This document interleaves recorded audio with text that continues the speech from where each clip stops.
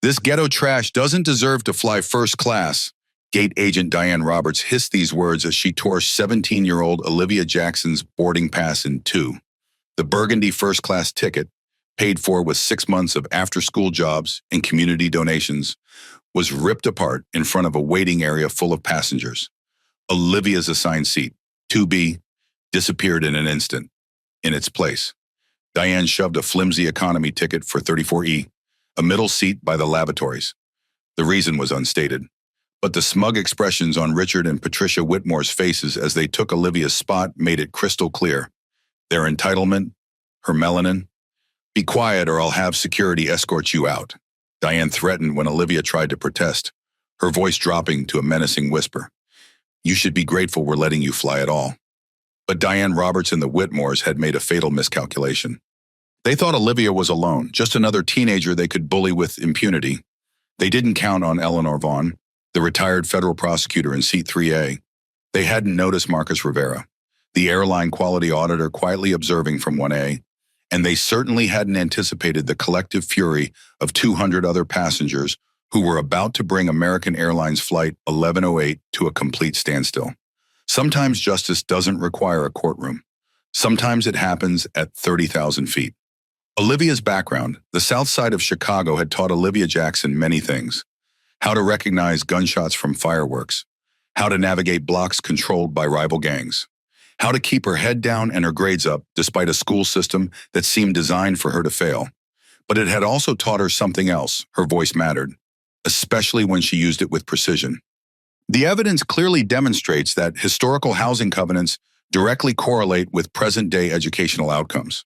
Olivia had argued in the regional debate championship 3 months earlier, her voice steady despite the rapid beating of her heart. The judges' pens moved across their score sheets, impressed by the research depth from a public school competitor. When the scores were tallied, Roosevelt High School had its first regional forensics champion in 27 years. Olivia's win had stunned the suburban private school circuit and earned Roosevelt its first invitation to the National Youth Forensics Championship in New York in over 2 decades. Principal Garcia had called an assembly to celebrate. This is what happens when we refuse to be defined by our circumstances, he'd announced, the pride in his voice making Olivia blush as she stood awkwardly at the podium. Olivia Jackson is going to New York to show them what the South Side is made of. The cheers had been deafening, but reality quickly set in. Roosevelt High's budget couldn't cover airfare for the debate team.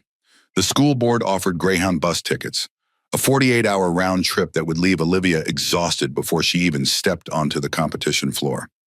That's not happening, Grandma Elaine had declared when she heard. At 72, Elaine Jackson still ran the neighborhood's most successful hair salon, her fingers nimble despite arthritis that made her wince when she thought nobody was looking. My grandbaby's not taking no bus. That evening, Grandma Elaine made some calls.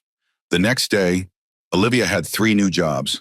Weekday afternoons, she swept floors and washed towels at Crowning Glory Hair Salon, where regulars slipped her extra tips and told stories about fighting for seats at lunch counters in the 1960s. We didn't march so you could sit at the back of anything. Baby girl, Miss Purley told her while sitting under the dryer. You remember that?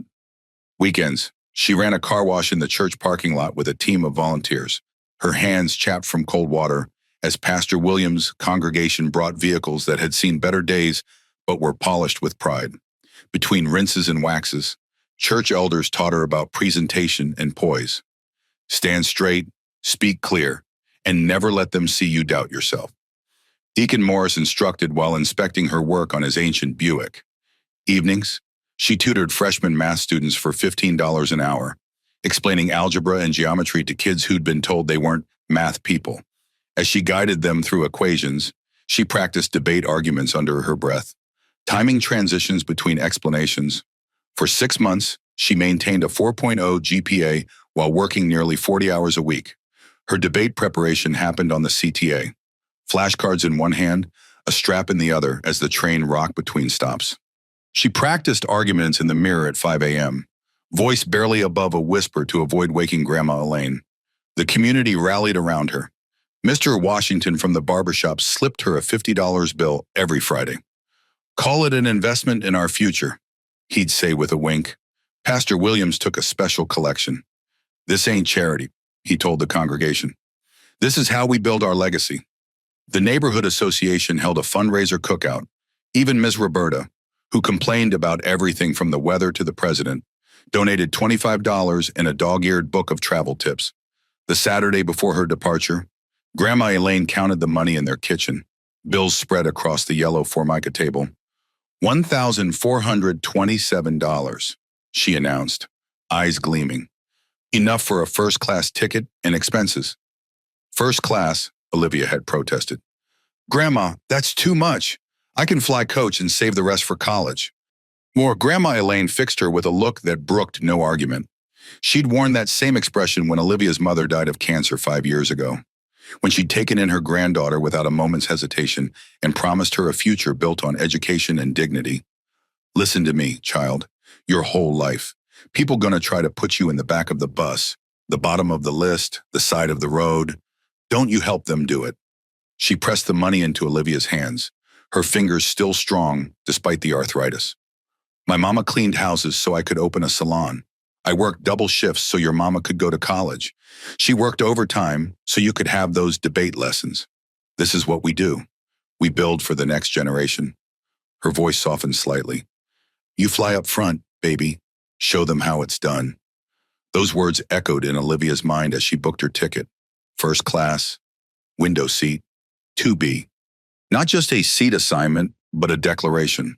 I belong wherever my ticket takes me. Airport arrival Dallas/Fort Worth International Airport hummed with frantic energy on that Thursday afternoon. Terminal C vibrated with 1,000 rolling suitcases, 1,000 muffled announcements, and 1,000 quiet anxieties about departure times, connections, and weather delays. For Olivia Jackson, the anxiety thrummed beneath a melody of pure, unadulterated excitement.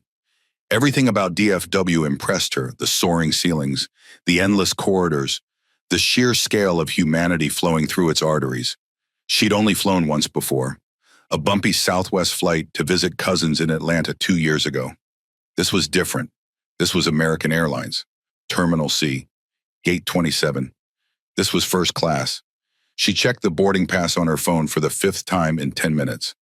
The screen displayed her confirmation. Jackson Olivia, Flight 1108 DFW LGA, Seat 2B, first class.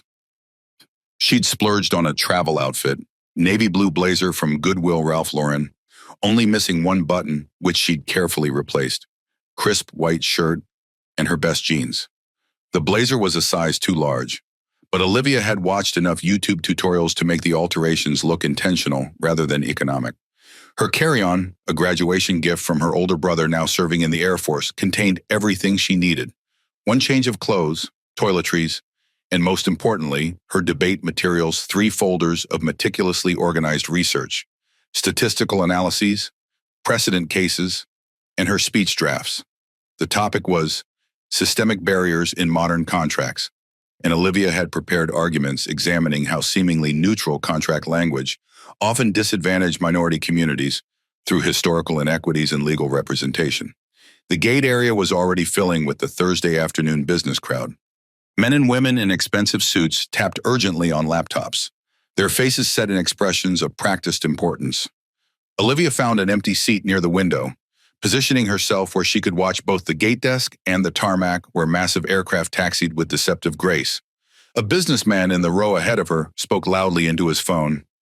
"No, I need the upgrade confirmed before boarding. First class or I'm booking with United next time."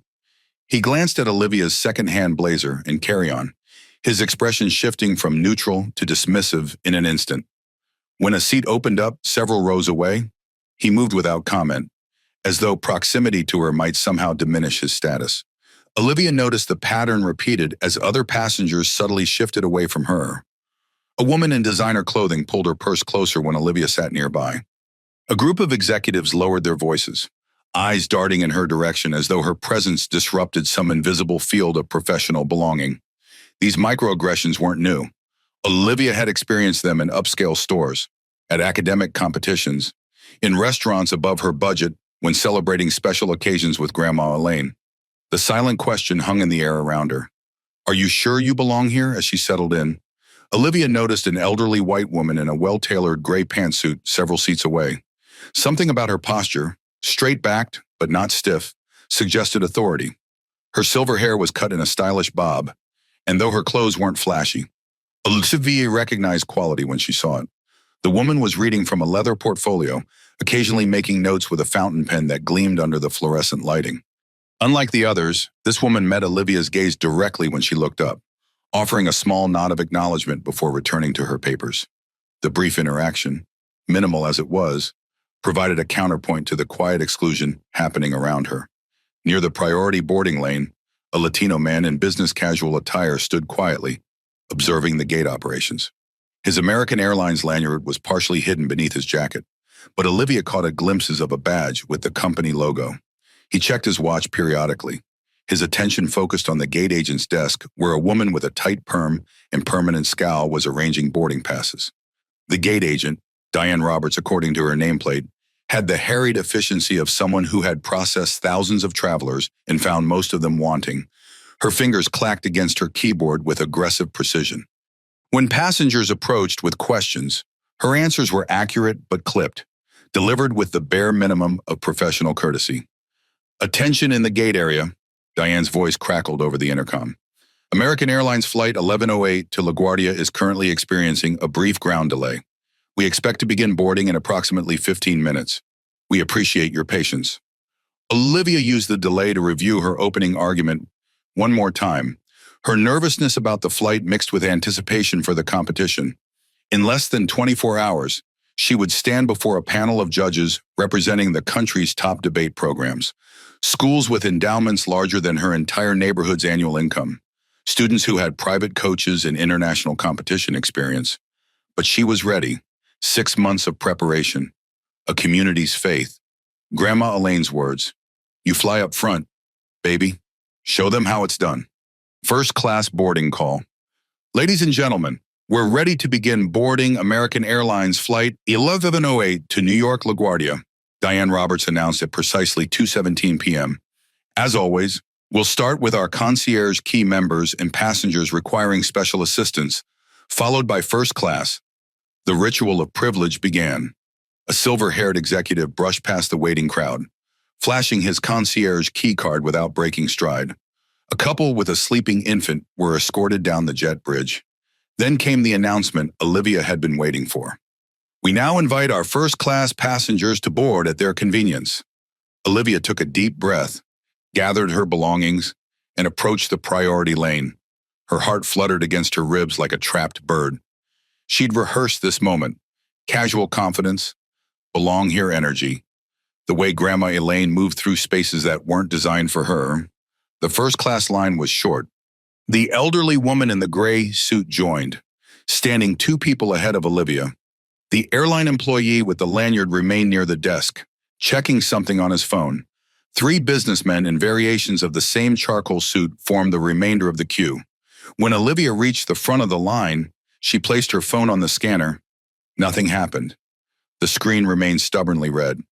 "Boarding pass," Diane Roberts said without looking up, her hand extended impatiently. "I have it on my phone," Olivia explained, offering the device. Diane finally looked up. Her eyes performed a rapid assessment of Olivia, taking in her second-hand blazer, her youth, her brown skin, and narrowed slightly. For a brief moment, something like recognition flickered in her expression. She glanced at the boarding information again, then back at Olivia. There was a hesitation, a microsecond where it seemed Diane might actually verify the information properly and process Olivia's boarding like any other passenger.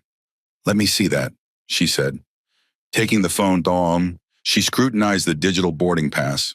Her lips pursed. "ID." Olivia produced her school ID. She wouldn't have a driver's license until her birthday next month. "This isn't government-issued identification," Diane said, her voice carrying just enough to draw attention from nearby passengers. "I'm 17, Olivia explained. "I have my birth certificate in my bag if that won't be necessary." Diane's fingers clacked aggressively against her keyboard. Tap, tap, tap, tap. Her eyes darted between the screen and Olivia. "Wait here." Olivia shifted uncomfortably. The line behind her was growing. The elderly woman in the gray suit had already boarded, but the airline employee with the badge lingered nearby. his attention seemingly focused on the departure screens while his eyes occasionally flicked toward the desk. "There seems to be an issue with your reservation," Diane finally said, though her screen showed no error messages. "Step aside while I sort this out." "Next passenger." Humiliation burned in Olivia's cheeks as she moved to the side of the desk. She knew what was happening. She'd experienced this before, at department stores, at restaurants, at school functions in wealthy neighborhoods. The presumption of not belonging, the artificial barriers, the sudden issues that mysteriously appeared. For 10 excruciating minutes, Olivia stood to the side while first class continued boarding. With each passenger that passed, her anger built, coiling tightly around her chest. She considered calling Grandma Elaine but hesitated. Her grandmother would tell her to demand her rights, to stand her ground, but what if that meant missing the flight, missing the competition? 6 months of work down the drain because one gate agent decided she didn't belong. Doubt crept in. Maybe she should just accept whatever seat they gave her. Maybe this wasn't a battle worth fighting. Maybe Grandma Elaine had been wrong. Maybe some spaces weren't meant for people like her, no matter how hard they worked or how much they paid. The thought lasted only a moment before Olivia squared her shoulders. No, she had a confirmed reservation. She had paid for this seat. She had earned her place. If she gave up now, what would that teach her? What message would she be sending to herself about her own worth? Diane continued to ignore her, processing other passengers with sudden efficiency. Just as Olivia was about to approach the desk again, a commotion erupted near the terminal entrance. "Arrival of the Whitmores, we're here. We made it." The shrill voice cut through the terminal noise like a diamond through glass. "Hold the flight." A couple burst into the gate area, trailing designer luggage in the distinct aroma of entitlement. The woman, mid-40s with expensively highlighted hair and a face stretched by too many procedures, wore a cream St. John knit suit that had never seen the inside of a discount retailer. A tennis bracelet winked from her wrist, catching the fluorescent lighting and transforming it into diamond fire. She moved with the confidence of someone who expected red carpets to unfurl spontaneously beneath her feet. Her husband matched her step for step, tall, silver-templed, with the rugged good looks of a men's magazine model 20 years past his prime. He wore bespoke tailoring like armor. One hand clutched a Gucci briefcase, the other pressed an iPhone to his ear. "I don't care what the judge said.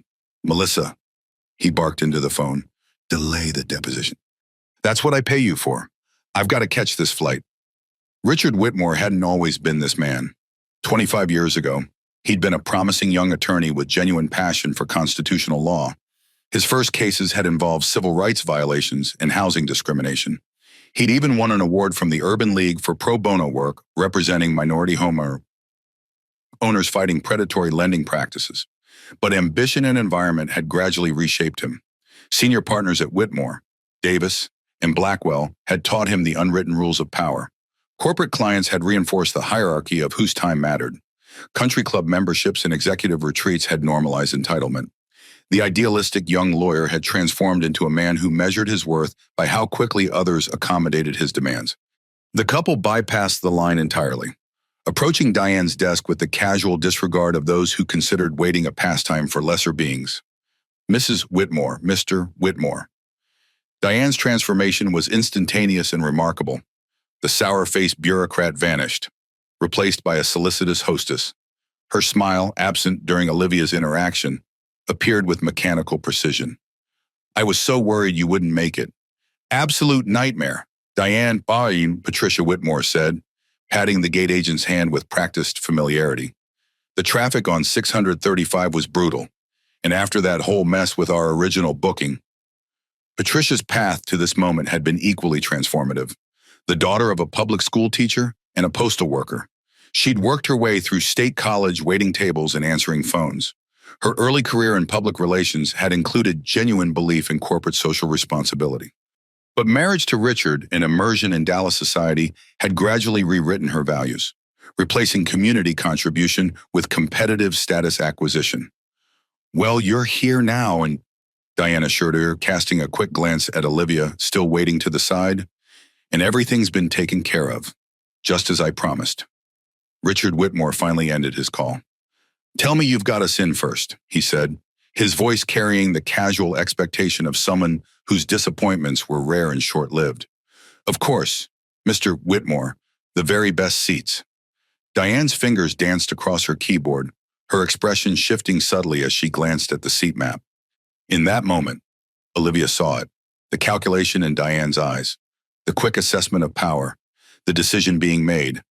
Just one moment, Diane said to the Whitmores before turning to Olivia. Miss, there appears to be a problem with your seat assignment. What problem? Olivia asked, stepping forward. My confirmation has been valid since I checked in this morning. It seems there's been a system error, Diane replied, her voice dropping with artificial regret. Seat 2B is showing a mechanical fault indicator. It's inoperable for this flight. The lie was so transparent that Olivia almost laughed. A mechanical fault, but the flight hasn't even boarded completely. How could you know? These things are logged in advance, Diane cut her off. Safety protocols. I'll need to reassign you. Before Olivia could protest further, Diane reached for her boarding pass. The gate agent's fingers closed around the premium cardstock, and with one swift motion, she tore it in half. The sound echoed in Olivia's ears like a thunderclap. Parrot we to the conflict escalates. The torn pieces of Olivia's boarding pass lay on the counter like evidence at a crime scene. The clean-edged tear had separated her name from her seat assignment, a metaphorical severing that mirrored what was happening in reality. What are you doing? Olivia's voice was barely above a whisper, shock temporarily overriding indignation. You can't just... As I explained, there's a mechanical issue with seat 2B, Diane repeated, her eyes shifting to the Whitmores, who watched the exchange with barely concealed satisfaction. It happens sometimes. Nothing to be done. Then assign me to another first-class seat, Olivia said, finding her voice. I paid for first class. My confirmation shows... All other first-class seats are occupied, Diane interrupted, though her computer clearly showed otherwise. The flight is completely full. That's not possible, Olivia insisted, reaching for her phone. I can show you the receipt. I paid $743 for a first-class ticket. Patricia Whitmore made a small, derisive noise. $700, darling. That wasn't a first-class ticket. That was probably a premium economy fare that got upgraded by mistake. Patricia's comment revealed more than she intended. In her wealthy social circle, she'd observed how inheritance shaped expectations. Old money offspring learned to be subtly dismissive, while the newly wealthy, like Patricia herself, tended toward overt cruelty to establish their position. Each dismissive comment was an unconscious affirmation. I belong in the social hierarchy because I enforce it against others. It wasn't a mistake, Olivia said, her eyes never leaving Diane's face. And I know my rights under the contract of carriage. If you downgrade me, I'm entitled to the fare difference plus compensation for contract of carriage, Richard Whitmore chuckled, exchanging a look with his wife. Honey, this isn't a courtroom. This is how air travel works. Sometimes things change. Well, Richard's legal training had taught him to recognize when someone knew their rights. The girl's mention of specific contractual terms triggered a momentary professional respect, quickly suppressed. Throughout his career, Richard had encountered opposing parties who were more prepared than expected. His strategy had always been the same: dismiss their knowledge, emphasize his authority, count on intimidation to override their confidence. Diane's fingers flew across her keyboard, printing a new boarding pass, a flimsy economy-class document that seemed designed to disintegrate at the first hint of moisture. You're in 34E, she said, sliding the paper toward Olivia. Middle seat, main cabin. By the lavatory, Patricia added helpfully. But really, it's not so bad back there. Everyone has to start somewhere. Her smile never reached her eyes. Olivia looked at the new boarding pass, then back at Diane. This is discrimination, she said quietly. You're giving my seat to them because they're white and I'm black, because they look rich and I don't. The accusation hung in the air. Several nearby passengers glanced over, conversations pausing mid-sentence. An older man with military bearing frowned, his attention now fully focused on the exchange. A young mother pulled out her phone, angling it subtly toward the desk. Watch your tone, Diane hissed, leaning forward. You're causing a disturbance in the gate area. Do you want me to call security? The threat wasn't subtle. Olivia knew exactly what it meant. A 17-year-old black girl being escorted away by airport police, possibly missing her flight entirely, maybe even ending up in a holding cell. Headlines that would follow her forever. Scholarships vanishing, dreams evaporating. For a moment, and Olivia saw dual futures branching before her, stand her ground and risk everything, or accept the injustice and preserve her chance to compete. 6 months of work, her community's investment, her grandmother's pride, all balanced against the principle that had funded her ticket in the first place. Don't let them put you at the back. While Olivia processed this, Diane had already moved on. Her printer hummed, producing 2 pristine first-class boarding passes. Here you are, Mr. and Mrs. Whitmore, seats 2 and 2C, as requested. She handed them over with a conspiratorial smile. Our very best seats. You're a lifesaver, Diane, Patricia gushed, slipping something that looked suspiciously like folded bills into the gate agent's pocket. After that whole mix-up with our original booking, I was worried we'd be stuck in business class. Richard's back, you know. Happy to help, Diane replied, shooting a warning glance at Olivia. Enjoy your flight. The Whitmores swept past the desk and down the jet bridge without another glance at Olivia. As they disappeared from view, Diane turned back to her. Board the aircraft immediately or stay behind, she said, her voice low and threatening. Those are your only options. And if you create any more disturbances, I'll have security remove you from this terminal. Is that clear? Olivia's hands trembled as she picked up the economy boarding pass. 6 months of work, a community's investment, Grandma Elaine's pride. All of it reduced to a middle seat by the bathroom because one woman decided she didn't belong in the front of the plane. Crystal clear, Olivia replied, her voice steady despite the storm raging inside her. She gathered her carry-on and headed for the jet bridge, dignity intact but heart splintering with every step. As she moved past the desk, she didn't notice Marcus Rivera, the airline employee, capturing the entire exchange on his phone from a discreet angle. Nor did she see Eleanor Vaughn, who had stepped back out of the jet bridge to retrieve a dropped boarding pass, witnessing the final moments of the confrontation with narrowed eyes and pursed lips. Justice wasn't visible yet, but its machinery had already begun to move.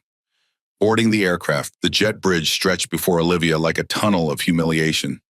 Each step felt heavier than the last, her carry-on suddenly weighing as much as her disappointment. The recycled air smelled of industrial cleaner and faint traces of jet fuel, a sterile limbo between the terminal's bustling commerce and the aircraft's confined hierarchy. Flight attendant Sophia Martinez stood at the aircraft door, her crimson lipstick matching her American Airlines scarf precisely. Laugh lines framed warm brown eyes that assessed each passenger with professional efficiency. Welcome aboard, Sophia greeted as Olivia approached. First class is to your left, main cabin to the right. The words were a fresh cut. Olivia silently handed over her economy boarding pass. Oh, Sophia said, scanning the document. Her eyes flicked from the paper to Olivia's face, noting the incongruence between the girl's carefully chosen outfit and the main cabin assignment. Something in Olivia's expression, controlled dignity, masking profound disappointment, triggered Sophia's instincts. After 15 years as a flight attendant, she'd developed a sixth sense for passengers who'd experienced gate issues. Seat 34E, that's toward the back, just past the wing, she said, her tone gentler than protocol required. I know, Olivia said quietly. Thank you. As she turned right, Olivia couldn't help glancing into the first-class cabin. The Whitmores were already settling into seats 2B and 2C, her seat. Patricia was handing her designer coat to another flight attendant while complaining about the overhead temperature. Richard had spread documents across his tray table, expanding into the space with territorial efficiency. The contrast between first class and economy hit Olivia like a physical blow. Ahead lay beige walls, cramped blue seats, and the thinly concealed irritation of passengers navigating the human Tetris of boarding. Behind her, warm lighting illuminated spacious leather seats, complimentary beverages in real glassware, and the quiet confidence of passengers who never questioned their place in the hierarchy. She made her way down the aisle, shoulders hunched against the stares of already seated passengers. A businessman glanced at her, then immediately back at his phone, the momentary assessment conveying volumes. not someone who matters to my career. A woman in designer athleisure pulled her bag closer as Olivia passed, an unconscious gesture reinforcing boundaries between their worlds. Row 34 was exactly as Patricia had helpfully pointed out, directly adjacent to the rear lavatories. The middle seat, 34E, was sandwiched between a heavy-set businessman already claiming both armrests and a college-aged guy with headphones who barely looked up as she approached. "Excuse me," Olivia said, her voice smaller than she intended. "I'm in the middle." The businessman sighed dramatically but shifted his legs to allow her passage. The college student removed one earbud, nodded vaguely, and returned to his music without fully acknowledging her presence. Olivia squeezed into the narrow seat, placing her precious carry-on under the seat in front of her, her knees pressed against the seat ahead.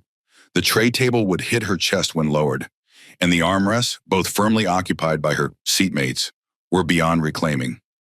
She closed her eyes briefly, fighting back tears of frustration. This wasn't just about comfort. Her debate materials, meticulously organized for easy access during the flight, would be nearly impossible to review in this cramped space. The preparation time she had counted on was effectively lost. From the front of the aircraft came the distinct sound of champagne being poured, the signature pre-departure ritual of first class. A flight attendant's practiced laugh floated back, followed by Patricia Whitmore's louder response. They were enjoying the service Olivia had paid for. The businessman beside her shifted, reclaiming another inch of shared space. "First time flying?" he asked, mistaking her discomfort for nervousness. "No," Olivia replied, not trusting herself to elaborate without her voice breaking. How could she explain that she belonged 8 rows forward, that her seat had been stolen, that the entire system had collapsed around her because one gate agent looked at her and decided she wasn't worthy? The cabin continued filling around her. A harried mother with twins settled across the aisle. An elderly couple bickered good-naturedly about overhead bin space a few rows ahead. Normal people going about normal travel, unaware of the injustice that had just transpired. As boarding neared completion, Olivia noticed the elderly woman in the gray suit, the one who had been ahead of her in the first-class line, making her way deliberately through the cabin. Eleanor Vaughn moved with purpose, her eyes scanning seat numbers until she reached row 34. "Pardon me," she said, addressing Olivia directly. "You were in the first-class line earlier, weren't you?" Olivia nodded, unsure why this woman was asking. "I see." Eleanor's expression revealed nothing, but her eyes, sharp and assessing, missed nothing. "Thank you." She continued to the lavatory, but not before taking particular note of Olivia's carry-on and the boarding pass sticking out of her blazer pocket. Near the front of this main cabin, Marcus Rivera had taken a seat that offered a clear view forward into first class. His phone remained in his hand, occasionally lifting to capture footage that appeared casual but was anything but. The flight attendants completed their final checks.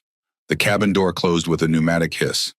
Olivia Jackson was officially trapped in seat 34E, heading to New York with her dignity in tatters and her first-class dreams torn in half like her boarding pass. But this story was far from over. Settling in, ladies and gentlemen. Welcome aboard American Airlines Flight 1108 to New York LaGuardia. Our flying time today will be approximately 3 hours and 22 minutes. The captain's voice filled the cabin, professional and detached. Olivia barely registered the standard announcements as she attempted to create workable space in her confined area. The safety demonstration began, flight attendants pointing to exits with practiced precision, while passengers largely ignored them in favor of phones and magazines. In first class, champagne flutes were collected, jackets were hung, noise-canceling headphones emerged from designer cases. The Whitmores had fully settled into their stolen accommodations. Patricia already browsing the premium menu while Richard typed aggressively on his laptop. Back in row 34, Olivia attempted to extract her debate materials from her carry-on. The maneuver required contortionist-level flexibility. Each time she leaned forward, her head nearly touched the seat in front, earning an irritated adjustment from the passenger ahead. When she finally managed to retrieve her folder, there was nowhere to place it. The businessman beside her had colonized every available inch of shared space. "Excuse me," she said, gesturing to the armrest. "Could I just have a little room to work?" The man glanced at her folder, then back to his phone. "You can use your tray table after takeoff," he said, not bothering to shift. "I need this armrest for my back support." Olivia pressed her lips together. Another battle she couldn't afford to fight, not when bigger injustices remained unaddressed. The college student to her right finally seemed to notice her discomfort. He removed his headphones completely. Here, he said, shifting to create a few precious inches of space. You can put your stuff on my tray when they let us use them. I'm just going to sleep anyway. Thank you, Olivia replied, genuine gratitude in her voice. I really appreciate it. No problem. I'm Jason. He extended a hand. Jason Thompson? Olivia Jackson. You headed to New York for fun or national debate competition? She answered, clutching her folder protectively. I qualified with my high school team. Jason nodded, impressed. Cool. I'm just visiting my sister at NYU. He glanced at her blazer, noting its careful tailoring despite its second-hand origins. You look pretty dressed up for economy. The comment wasn't malicious, but it struck a nerve. Olivia considered deflecting, changing the subject, pretending everything was fine. But something in Jason's open expression made her hesitate. I was supposed to be in first class, she said quietly. I paid for it, saved for months, but the gate agent gave my seat to that couple up front. Jason's expression shifted from casual interest to concern. Wait, what?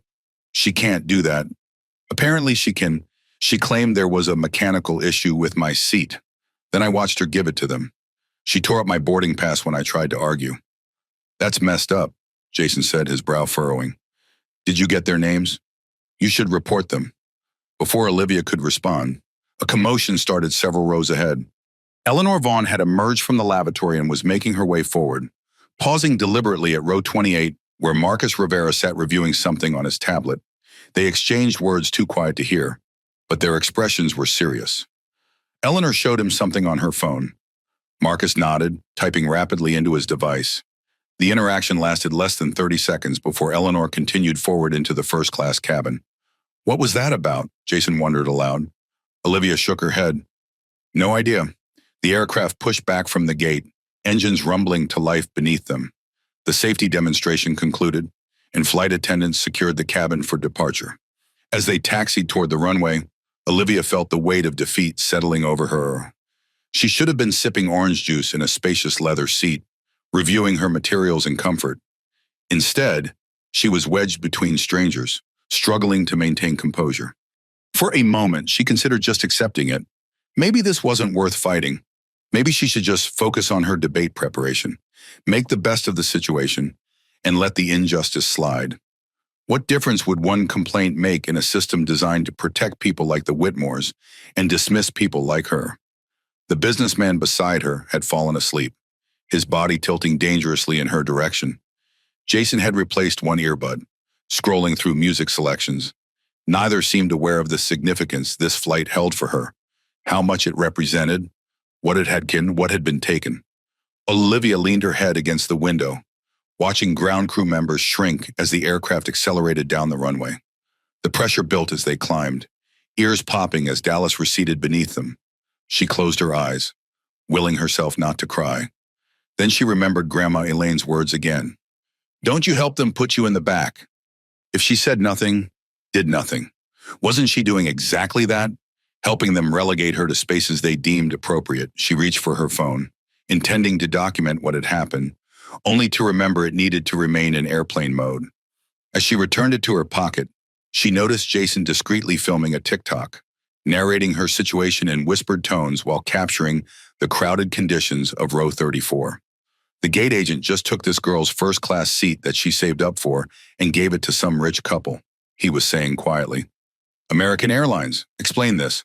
#discrimination, #justice, #first class. The video was uploading as they reached cruising altitude, finding its way to thousands of screens even as Olivia Jackson tried to disappear into hers. She didn't know it yet, but her personal humiliation was transforming into something far more powerful, documented evidence of a system's failure, witnessed and shared by someone who recognized injustice when he saw it. Sometimes change begins not with institutional reform, but with one person saying simply, "This isn't right," and others need to see it. The investigation begins. Eleanor Vaughn hadn't spent 32 years as a federal prosecutor without developing an instinct for injustice. That instinct was currently signaling like a four-alarm fire. From her first-class seat in 3A, she had a perfect view of the Whitmores in 2B and 2C. The couple radiated the particular brand of entitlement that had always set her teeth on edge during the trials, the assumption that rules existed for others. Patricia was already complaining about the temperature, demanding that the flight attendant adjust the cabin just for our section. Richard had spread documents across both their tray tables, creating a makeshift office that encroached on the aisle. Eleanor's career had been defined by cases where power was abused at the expense of the vulnerable. She'd prosecuted corporations that dumped toxic waste in minority neighborhoods, landlords who enforced housing codes selectively based on race, and transportation companies that maintained separate standards of service for different demographics. Though retired now, her sense for patterns of discrimination remained razor-sharp. Her mind replayed the scene she had witnessed in the jet bridge, the torn boarding pass, the girl's stricken expression, Diane Roberts' threatening posture. In 32 years of legal practice, she had developed an encyclopedic knowledge of federal transportation regulations. What she had witnessed wasn't just poor customer service. It was potentially criminal. She waited until the seatbelt sign turned off before making her move. With the deliberate pace of someone who knew exactly how much authority she carried, Eleanor rose and made her way toward the rear of the aircraft. Her first stop was row 28, where Marcus Rivera sat reviewing data on his tablet. "Excuse me," she said quietly, leaning close. "Are you with American Airlines corporate?" Marcus looked up, surprised. His eyes darted to her first-class attire, then back to her face. "Quality assurance," he confirmed cautiously. "Can I help you? I believe we just witnessed a Title 49 violation at the gate," Eleanor said, her voice low but precise. "Possibly with interstate fraud implications." She showed him a photo on her phone, a discreet shot she'd taken of Diane tearing Olivia's boarding pass. Marcus studied the image, his expression darkening. Like Eleanor, his career had sensitized him to patterns of discriminatory service. After 15 years auditing customer experience across American Airlines' network, he could recognize procedural violations instantly. Gate agents had discretion for operational issues, but fabricating mechanical problems to reassign seating violated multiple company policies and potentially federal regulations. "I've been monitoring the situation as well," he admitted, angling his tablet so she could see footage of the confrontation from another angle. "I'm already preparing an incident report." "Good. I'd like to speak with the passenger who was displaced. Then we should talk to the lead flight attendant." Marcus nodded, entering something into his report. "Seat 34E. I'll meet you in the forward galley in 10 minutes. Eleanor continued to the back of the aircraft, locating row 34. Olivia sat wedged between two passengers, attempting to review papers balanced precariously on her lap. The girl looked up as Eleanor approached. "Excuse me," Eleanor said, her voice carrying the precise diction of someone accustomed to courtroom acoustics. "May I speak with you for a moment?" Olivia's expression was wary. "About what?" "About what happened at the gate," Eleanor replied, gesturing toward the rear galley. "In private, if possible." Olivia hesitated, then nodded. She excused herself past the businessman, who grumbled but shifted his legs. In the small space near the lavatories, Eleanor introduced herself. "My name is Eleanor Vaughn. I'm a retired federal prosecutor with the Justice Department's Transportation Division. I saw what happened with your boarding pass." Olivia's posture stiffened. "You did, yes. And I'd like you to know that what occurred was not just unethical, it was potentially illegal. Would you be willing to tell me exactly what the gate agent said to you?" For a moment, Olivia seemed torn between hope and suspicion. Throughout her life, authority figures had often promised assistance only to disappear when action was required. But something about Eleanor's direct gaze and professional demeanor suggested genuine commitment. "She said there was a mechanical issue with my seat," Olivia began, her voice gaining strength as she recounted the incident. "But then I watched her assign that exact seat to the Whitmores. When I tried to show her my confirmation, she tore my boarding pass in half. Then she threatened to call security if I didn't cooperate." Eleanor nodded, making mental notes. "Did you see any money change hands between the Whitmores and Miss Roberts?" "I'm not certain," Olivia answered carefully. "But Mrs. Whitmore definitely put something in Diane's pocket while thanking her for the seats. As Olivia spoke, another passenger approached, a flight attendant Eleanor recognized from first class. "Excuse me," the woman said, her name tag reading Sofia Martinez. "Is everything all right back here?" Eleanor made a split-second assessment of Sofia's demeanor, concerned rather than confrontational. "Actually, no. We're discussing a serious incident that occurred during boarding. This young woman had her confirmed first-class seat taken from her under questionable circumstances." Sofia's eyes widened slightly as she looked at Olivia. "You were supposed to be in first class." "Yes," Olivia replied, producing her torn boarding pass from her pocket. "Seat 2B. The gate agent said there was a mechanical issue, but then she gave the seat to a couple who arrived late." Sofia examined the torn boarding pass, her professional smile fading. "This isn't standard procedure," she said slowly. "Even if there was an actual mechanical issue, you should have been reseated within the same cabin or offered compensation." "There was no mechanical issue," Eleanor stated flatly. "It was a fabrication to accommodate the Whitmores, who appear to have some relationship with the gate agent." Sofia's expression hardened. She had joined American Airlines after experiencing discriminatory treatment as a passenger herself. A flight attendant had assumed she was traveling to the back galley rather than to her first-class seat. That experience had shaped her commitment to treating all passengers with equal respect. "I'll speak with Michael, our lead flight attendant," she said decisively. "This needs to be documented properly." Meanwhile, in row 28, Jason Thompson was reviewing the video he'd captured. The footage clearly showed Olivia's cramped conditions and included a brief narration of what had happened. He added hashtags, #American Airlines, #Justice for Olivia, #first-class theft, and posted it to TikTok, where it immediately began gathering views. His caption added context. "Gate agent stole this black teen's first-class seat that she paid for and saved up for months to buy. Gave it to rich white couple who arrived late. American Air, what are you going to do about this?" The initial response was explosive. Comments poured in. "This is outrageous. American Air needs to fix this now. I've seen this happen before. Airlines think they can get away with it. That poor girl. Someone help her." Further forward, Marcus Rivera had moved to the forward galley, where he discreetly showed his airline credentials to the lead flight attendant. "Michael Chen, we may have a situation requiring the captain's attention," Marcus explained, keeping his voice low. "A passenger had her first-class seat improperly reassigned by the gate agent. There's evidence suggesting discriminatory intent and possible fraud." Michael's expression remained professional, but his eyes revealed concern. "I'll need to inform the captain.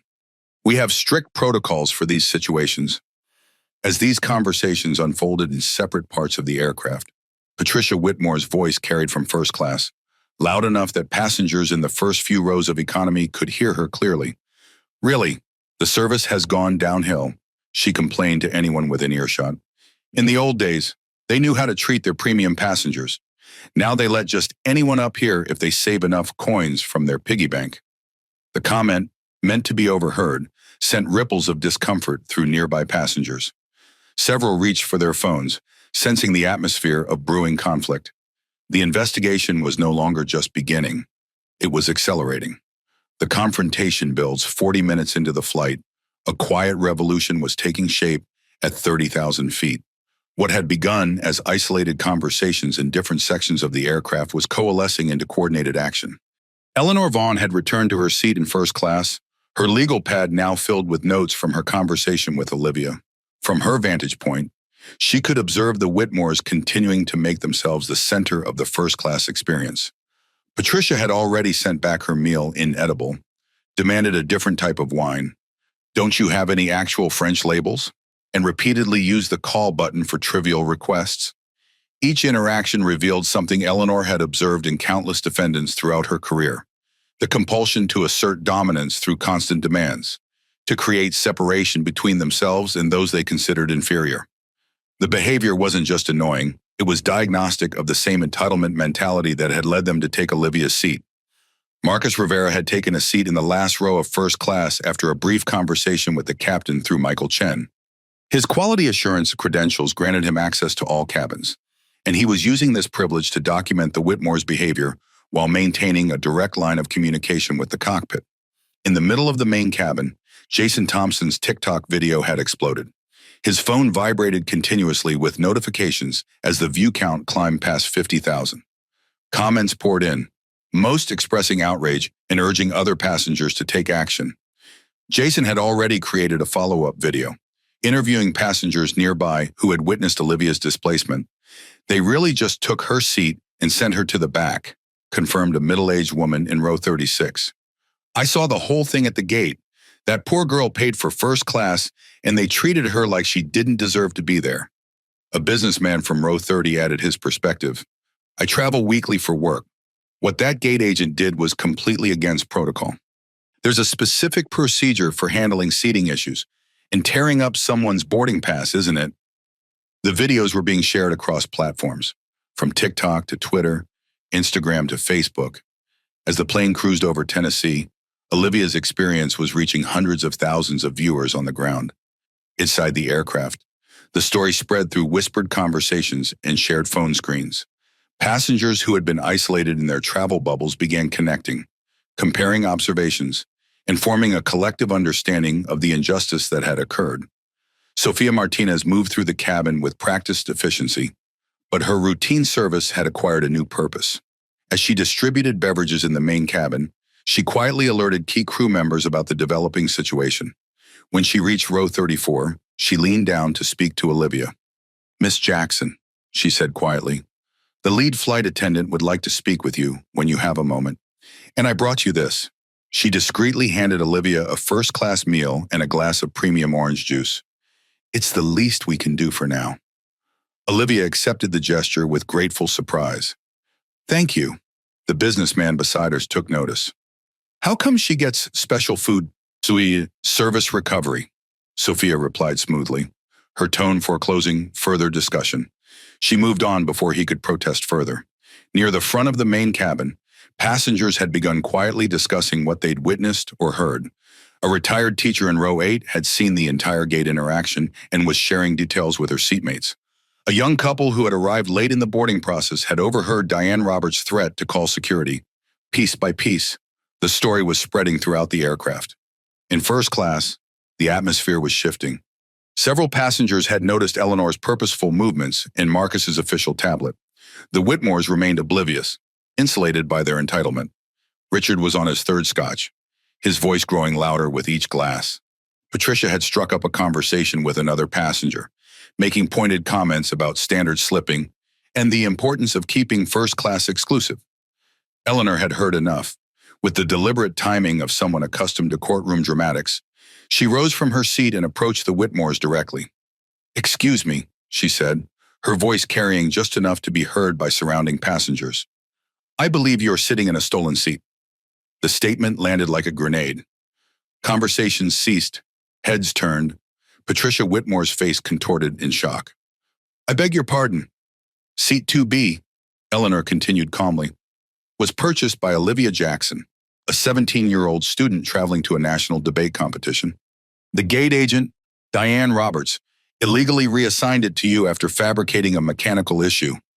Richard Whitmore's face flushed red. "How dare you? Who do you think you are?" "Eleanor Vaughn, retired federal prosecutor, Department of Justice, Transportation Division." She presented a business card with practiced precision. "And I witnessed the entire incident, as did several other passengers." Patricia's expression shifted from outrage to calculation. "Look, we don't know anything about that. Diane is an old friend who was simply helping us after a mix-up with our original booking. If there was some confusion with another passenger, that's hardly our fault." "Confusion." Eleanor's eyebrow arched. The gate agent tore up a minor's confirmed boarding pass and threatened her with security when she attempted to assert her rights. That goes well beyond confusion. "Mrs. Whitmore." By now, Michael Chen had appeared at Eleanor's side. "Is there a problem here?" "Yes," Eleanor replied before the Whitmores could speak. "These passengers are occupying a seat that was fraudulently reassigned. The legitimate ticket holder is currently seated in 34E. Michael maintained his professional demeanor, though his eyes revealed he was already aware of the situation. "I see. And Mrs. Whitmore, could I see your boarding passes? Please." Patricia reluctantly produced their boarding passes, which clearly showed the seats 2 and 2C. "Everything is in order. This woman is causing a scene over nothing. Nothing. Eleanor's voice took on the edge that had made witness stand confessions. I have photographs of Diane Roberts tearing up Miss Jackson's boarding pass. I have witness statements from passengers who overheard your conversation with the gate agent. And I believe she glanced at Marcus Rivera, who nodded confirmation. The airline's quality assurance representative has video documentation of the entire incident. The Whitmore's confident expressions faltered. Around them, other first-class passengers were openly staring, many with phones discreetly recording the confrontation. This is ridiculous, Richard blustered, attempting to regain control. We're frequent flyers, platinum status. We've spent hundreds of thousands of dollars with American Airlines, which makes it all the more shocking that you'd participate in depriving a minor of her rightfully purchased seat, Eleanor replied, especially given your professional background. Mr. Whitmore, the Texas Bar Association takes a dim view of attorneys participating in fraud. The mention of his profession in the Bar Association struck a nerve. Richard's face paled slightly. Now wait just a minute. You're making accusations without...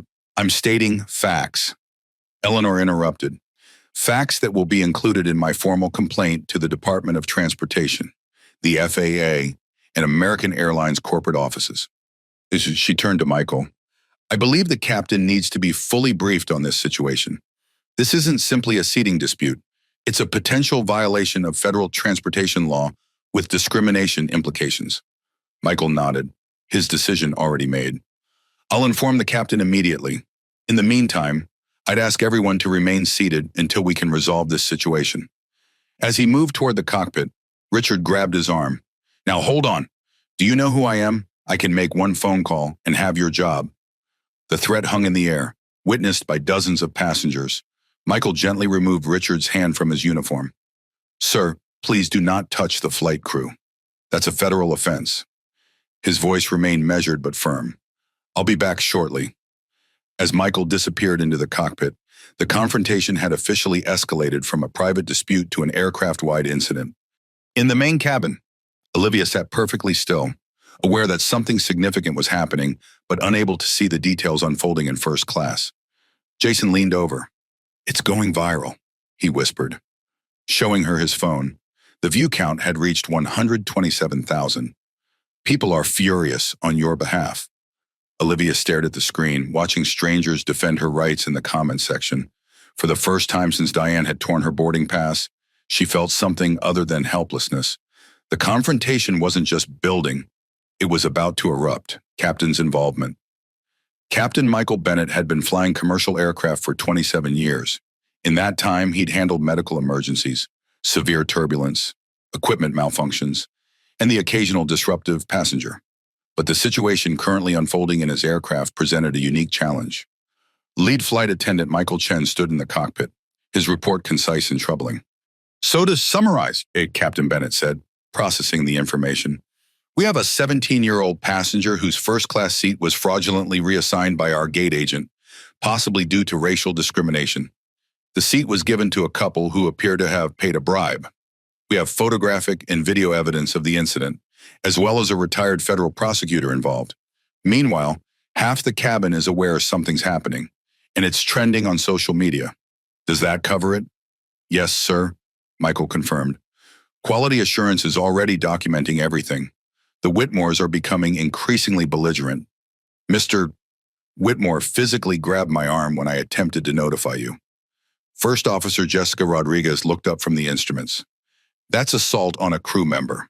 Yes, Michael agreed, though I'd classify it as minor at this point. Captain Bennett considered the options. FAA regulations gave him ultimate authority over the aircraft and everyone aboard. This wasn't just a customer service issue. It had legal implications. Here's how we'll handle this, he decided. First, I'll make an announcement about our brief delay to address a seating issue. That gives us cover to resolve this without creating panic. Second, I want Miss Jackson moved to an open premium economy seat immediately as a temporary measure. Third, I'll come out and speak directly with all parties involved. The Whitmores won't go quietly, Michael warned. They don't have to go quietly, Bennett replied. But they will go. Radio ahead to LaGuardia. Tell them we'll need a customer service team and possibly airport police upon arrival. Captain Bennett had risen through the ranks during an era of significant change in commercial aviation.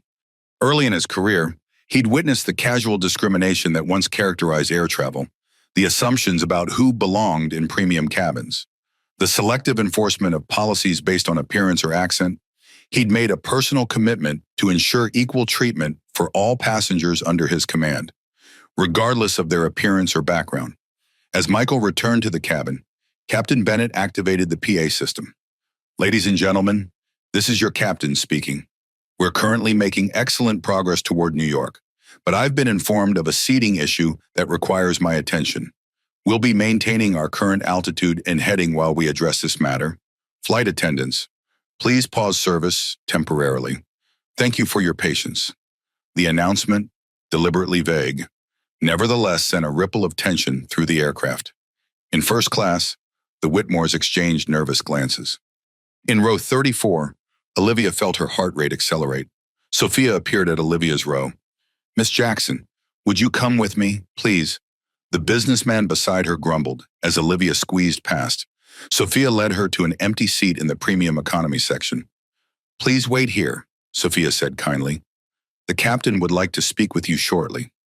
As Olivia settled into the significantly more comfortable seat, she noticed passengers watching her with open curiosity.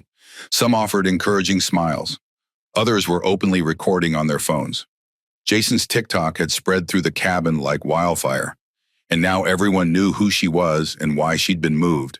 In first class, the atmosphere had grown tense. Eleanor Vaughn stood near the bulkhead, conferring quietly with Marcus Rivera as they reviewed evidence on their devices. The Whitmores remained in seats 2B and 2C, but their earlier bravado had been replaced with defensive posturing. "This is ridiculous," Patricia hissed to her husband. "They can't just interrogate us like criminals over a simple seating change." "Shut up, Patricia," Richard muttered, scanning his email with growing agitation. "Let me handle this." The cockpit door opened, and Captain Bennett emerged. In his late 50s with silver temples and the composed demeanor of someone who had navigated countless crises, he surveyed the cabin briefly before approaching the center of first class. "Good afternoon," he began, his voice carrying the natural authority of command. "I understand we have a situation regarding seat 2B. I'd like to resolve this quickly and fairly for all involved." Richard Whitmore immediately attempted to seize control of the narrative. "Captain, this is being blown completely out of proportion. We're frequent flyers who were assisted by a gate agent we've known for years. If there was some miscommunication about the seating, we're happy to discuss compensation for the other passenger. But this public spectacle is unnecessary and potentially defamatory." Captain Bennett listened without interruption, his expression neutral. When Richard finished, Bennett turned to Eleanor. "Ma'am, I understand you witnessed the incident at the gate." "Yes, Captain," Eleanor replied. "I observed the gate agent, Diane Roberts, tear up a valid first-class boarding pass belonging to Olivia Jackson, a minor traveling alone. She then reassigned seat 2B to Mr. and Miss Whitmore after receiving what appeared to be a cash payment. When Miss Jackson attempted to assert her rights, she was threatened with security intervention." "That's a lie," Patricia interjected. "We did not pay." Captain Bennett raised a hand, silencing her. "Mr. Rivera, as our quality assurance representative, what have you documented?" Marcus stepped forward, his tablet displaying a timeline of events. "I have video confirmation of the boarding pass being destroyed, the verbal threat to call security, and the reassignment of seat 2B. I've also verified through our system that Miss Jackson's original assignment was legitimate and no mechanical issue was logged for her seat. Additionally, I've noted multiple violations of company policy regarding seat assignments, customer communication, and treatment of minors traveling alone." Bennett nodded, absorbing the information. "And where is Miss Jackson now?" "I've temporarily moved her to premium economy," Sophia reported. "Seat 12D? Thank you." Bennett turned back to the Whitmores. "Based on the evidence presented, it appears that seat 2B was improperly reassigned. As captain, I have final authority over all seating arrangements on this aircraft. I'm officially reinstating Miss Jackson to her originally purchased seat, 2B. Richard's face flushed dark red. "You can't do that. We have boarding passes for these seats. Boarding passes obtained through improper means, Bennett corrected. I have the authority and the obligation to correct this situation. You have two options. You may move to premium economy seats for the remainder of the flight, or you may be deplaned upon arrival with the assistance of airport police to address the allegations of bribery, fraud, and crew interference. This is outrageous. Patricia's voice rose to a shout. Do you know who my husband is? He's a senior partner at Whitmore, Davis, and Blackwell. We'll sue this airline into bankruptcy. Her outburst attracted attention from throughout the cabin. Phones appeared, recording the confrontation. In premium economy, Olivia could hear the commotion, but couldn't see what was happening. Captain Bennett remained impassive. Mrs. Whitmore, threatening the crew or disrupting the flight will only worsen your situation. My decision is final. You're being offered premium economy as a courtesy. The alternative is a meeting with airport police in New York. Eleanor stepped closer, her voice pitched for the Whitmores alone. Richard, as an attorney, you should recognize when to cut your losses. The evidence is overwhelming. There are multiple witnesses, and your conduct is potentially actionable under both federal transportation law and state bar ethics guidelines. For a moment, it seemed Richard might continue arguing. Then, with visible effort, he controlled himself. Fine, we'll move, under protest, but this isn't over. Thank you for your cooperation, Bennett replied, signaling to Michael and Sophia. Please escort Mr. and Mrs. Whitmore to premium economy and assist Miss Jackson in returning to her original seat.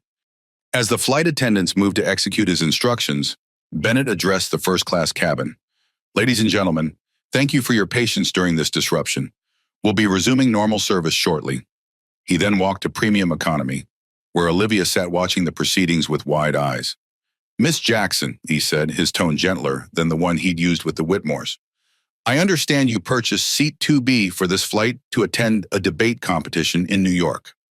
Yes, sir, Olivia replied, still processing the rapid turn of events. On behalf of American Airlines, I want to apologize for what happened at the gate. It was unacceptable, discriminatory, and contrary to our values. Your seat is being prepared for you now. Would you like to return to first class? Olivia hesitated, overwhelmed by the public nature of the conflict. Will there be more trouble? Bennett shook his head. No, the matter is settled. Mr. and Mrs. Whitmore will remain in premium economy for the duration of the flight. When we land, there will be customer service representatives waiting to ensure you're properly accommodated. As Olivia gathered her belongings, Jason caught her eye from row 34. He gave her a thumbs up, mouthing, "You won." His phone continued recording, capturing the moment of vindication for his now viral TikTok. With Sophia escorting her, Olivia moved forward through the cabin. Passengers watched her pass, many offering encouraging nods or whispered support.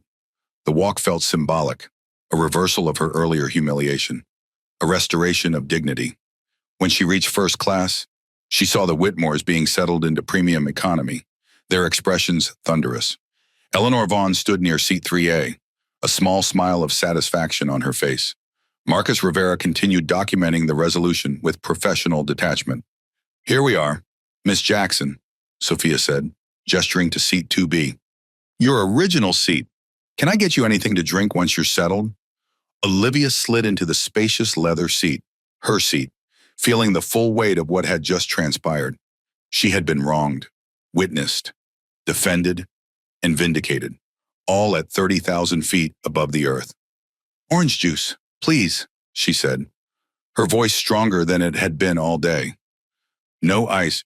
Parrot Wheat 3, the showdown. The news traveled through the aircraft like an electrical current. Whispers passed from row to row, seat to seat, passenger to passenger.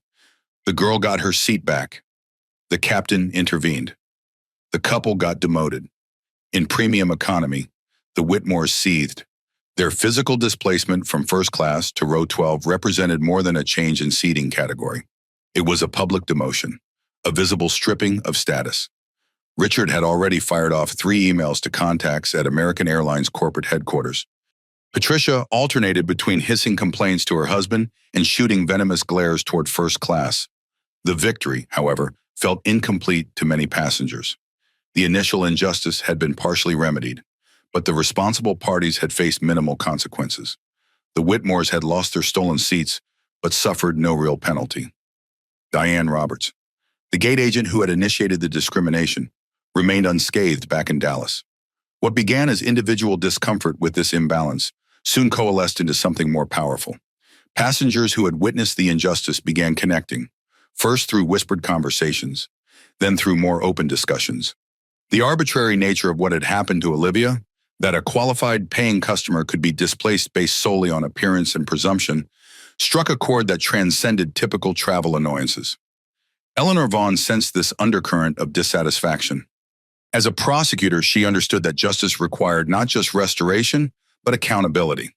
She returned to her seat in 3A, positioned diagonally across from Olivia in 2B, and considered her next move.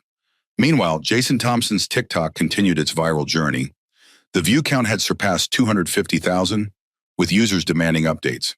He created a new video from his economy seat, narrating the captain's intervention and Olivia's return to first class. The hashtag justice for Olivia was trending in several major cities. Update Captain Bennett just stepped in and gave Olivia her rightful seat back, Jason reported, keeping his voice low. The Whitmores got moved to premium economy. But this isn't over. They threatened the captain, grabbed a flight attendant, and still haven't faced real consequences for stealing a minor's seat. As this digital documentation spread beyond the aircraft, passengers throughout the cabin began sharing their perspectives. A middle-aged woman in row 17 recounted witnessing Diane Roberts tear up Olivia's boarding pass. A businessman in row 22 described the Whitmores' entitled behavior during boarding. A teacher from row 32 explained the significance of Olivia's debate competition and the community effort that had funded her ticket. These individual accounts merged into a collective narrative, not just about one-seat reassignment, but about systems that enabled discrimination, about who was presumed to belong in premium spaces, about the casual confidence with which some passengers' rights were dismissed, while others' preferences were prioritized. Marcus Rivera had moved to a jump seat in the forward galley, where he could continue his documentation while staying out of the main cabin. His tablet contained dozens of witness statements, videos, and system logs that would form the backbone of an internal investigation. As a quality auditor with 15 years at American Airlines, he had seen his share of customer service failures, but rarely one so blatant or so thoroughly documented. The collective awareness of the incident had transformed individual passengers into a community united by their witness to injustice. Strangers who had ignored each other during boarding now leaned across aisles to share observations and opinions. Phones passed between seats as people showed each other Jason's viral videos and the rapidly growing social media response. In seat 23F, a tech executive called her assistant using the in-flight Wi-Fi. "Find me everything you can on Richard Whitmore of Whitmore, Davis, and Blackwell," she instructed, "and see who sits on their client ethics board." In row 17, a journalism professor from Columbia was already drafting an article about the incident for his media ethics blog. 3 flight attendants huddled in the rear galley, discussing how the events would affect Diane Roberts.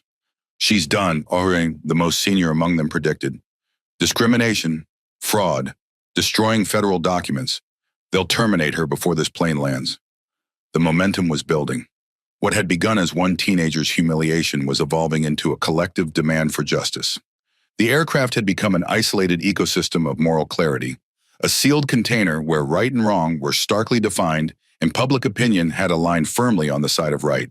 Captain Bennett emerged from the cockpit again, this time to speak with Eleanor Vaughn. "Ms. Vaughn," he said, taking the empty seat beside her, "our ground team is preparing a formal incident report. They've asked if you'd be willing to provide a statement upon arrival." "Of course," Eleanor replied, "though I think we need to address compensation and consequences before we land." Bennett nodded thoughtfully. "I agree. Corporate is already aware of the situation. The social media attention has reached our headquarters." He glanced toward premium economy, where Richard was now loudly demanding to speak to someone in authority. "The Whitmores are becoming disruptive again. I'm considering whether to have airport police meet the aircraft." "I'd recommend it," Eleanor said. "Mr. Whitmore physically interfered with your flight attendant. That alone justifies intervention." Before Captain Bennett could respond, Marcus Rivera approached with his tablet. "Captain, I've just received communication from headquarters. They're requesting a live video conference with you and Miss Jackson when convenient. They want to address the situation directly. Bennett raised an eyebrow. That's unusual. Must be the social media pressure. It's now over 500,000 views, Marcus confirmed. The story has been picked up by several news outlets. They're calling it first-class discrimination. In the main cabin, passengers had begun openly discussing the incident across rows. A spontaneous town hall was forming as strangers united in their outrage. Multiple videos were being recorded, documenting passenger reactions and commentary. I saw the whole thing at the gate, an elderly woman in row 20 announced loudly. That agent should be fired on the spot. Did you see how they treated that poor girl? Another passenger called out. Made her sit by the bathroom like she was nothing. The collective indignation was palpable. Strangers who had been isolated in their travel bubbles were now engaged in a communal expression of support for Olivia and condemnation of the Whitmores and Diane Roberts. Richard Whitmore, hearing the growing criticism, stood up from his premium economy seat. This is ridiculous, he shouted, his voice carrying through the cabin. We're being publicly humiliated over a simple misunderstanding. I demand to speak to corporate representatives the moment we land. Patricia joined her husband, her voice equally strident. This whole situation is reverse discrimination. We're being punished because we're successful. The accusation hung in the air for a moment before passengers responded with a chorus of disbelief and derision. Reverse discrimination, someone called out. Your friend literally tore up her ticket. You stole a seat from a teenager, came another voice. The confrontation was escalating beyond individual players to a clash between fundamental values. The majority of passengers had aligned with fairness and accountability. The Whitmores represented entitlement and impunity. Captain Bennett, recognizing the potential for further disruption, made a swift decision. Mr. and Mrs. Whitmore, return to your seats immediately, he ordered, his captain's authority evident in every syllable. Your continued disruption of this flight will result in formal consequences upon landing. Richard began to argue, but Michael Chen and another flight attendant were already at his side. Sir, Michael said firmly, the captain has issued a direct order. Please be seated or we will be forced to restrain you for the safety of all passengers. The threat of restraint and the humiliation it would entail finally penetrated Richard's anger. He sat down, pulling Patricia with him, in first class. Olivia watched the confrontation with a mixture of vindication and discomfort. She hadn't wanted a public spectacle. She'd simply wanted the seat she'd paid for and the respect she deserved. Eleanor leaned across the aisle. You're doing very well, she said quietly. This isn't just about a seat anymore. It's about accountability. These moments matter. Olivia nodded, understanding dawning. Her individual experience had become something larger, a catalyst for a conversation about justice that now involved hundreds of people both on and off the aircraft. As the immediate confrontation subsided, passengers remained engaged with each other, sharing stories of similar experiences and discussing how systems of privilege operated in their daily lives. What had begun as a seating dispute had evolved into something more profound, a spontaneous community united in collective action against an injustice they could all clearly see. The showdown was no longer just between Olivia and the Whitmores. It had expanded to include every passenger, crew member, and now the hundreds of thousands watching online. Justice, it seemed, had found its witnesses. Revelation of evidence. As the flight continued toward New York, the evidence against the Whitmores and Diane Roberts was being methodically compiled, cross-referenced, and verified. What had begun as isolated observations was coalescing into an irrefutable case. Eleanor Vaughn sat in seat 3A, her legal pad now filled with precise notes. 32 years of federal prosecution had taught her the value of meticulous documentation. She'd recorded times, statements, and witness identifications with the thoroughness that had made her one of the Justice Department's most successful prosecutors. Her career had been defined by cases where small details created patterns of incontrovertible evidence. She'd prosecuted corporate executives whose casual emails revealed systemic discrimination, landlords whose maintenance records showed selective enforcement, and transportation companies whose scheduling policies disadvantaged certain communities. In each case, individual documents that seemed minor in isolation became devastating when assembled into a comprehensive narrative. Across the aisle, Marcus Rivera had transformed his tablet into a digital evidence locker. His quality assurance credentials gave him access to American Airlines' internal systems, allowing him to pull gate records, seat assignments, and passenger manifests. The data told a clear story. Olivia Jackson had checked in online at 5:43 a.m., confirming seat 2B. No mechanical issues had been logged for that seat. At 2:14 p.m., Diane Roberts had manually overridden the system, reassigning 2B to Richard Whitmore. The electronic trail was damning. Diane had entered inoperable for seat 2B at 2:15 p.m., 1 minute after reassigning it to Whitmore. The code required a maintenance report number, which she had fabricated using an invalid format. The system had flagged this discrepancy, but she had overridden the warning using her supervisor credentials, a serious violation of protocol that created an auditable record of deliberate falsification. In the main cabin, Jason Thompson's TikTok documentation had expanded to include witness interviews. Using his phone's camera, he'd recorded statements from passengers who had observed the gate confrontation, the boarding process, and the captain's intervention. His makeshift journalism had attracted nearly 1 million views and thousands of comments demanding accountability.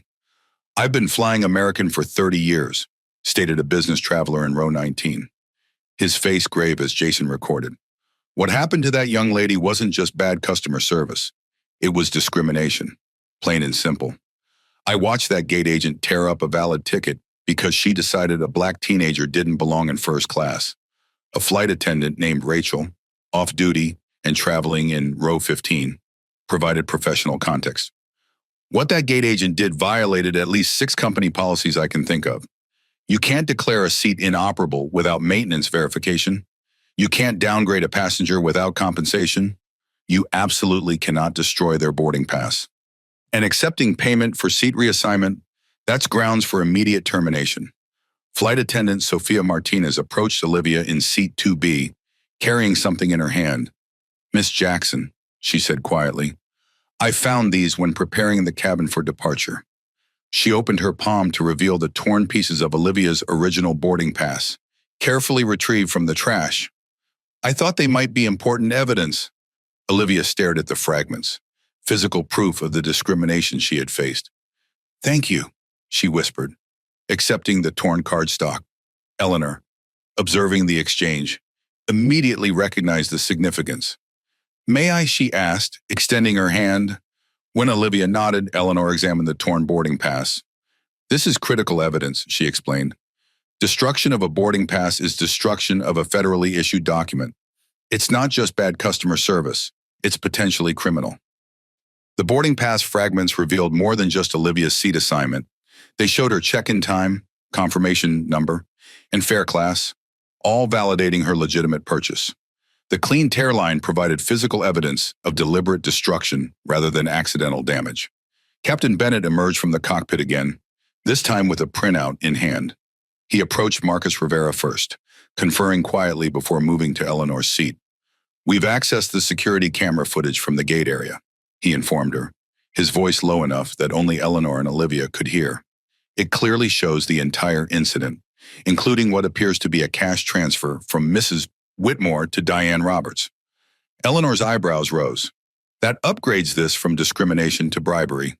"Exactly, Pasuma," Bennett confirmed. "Corporate is taking this very seriously.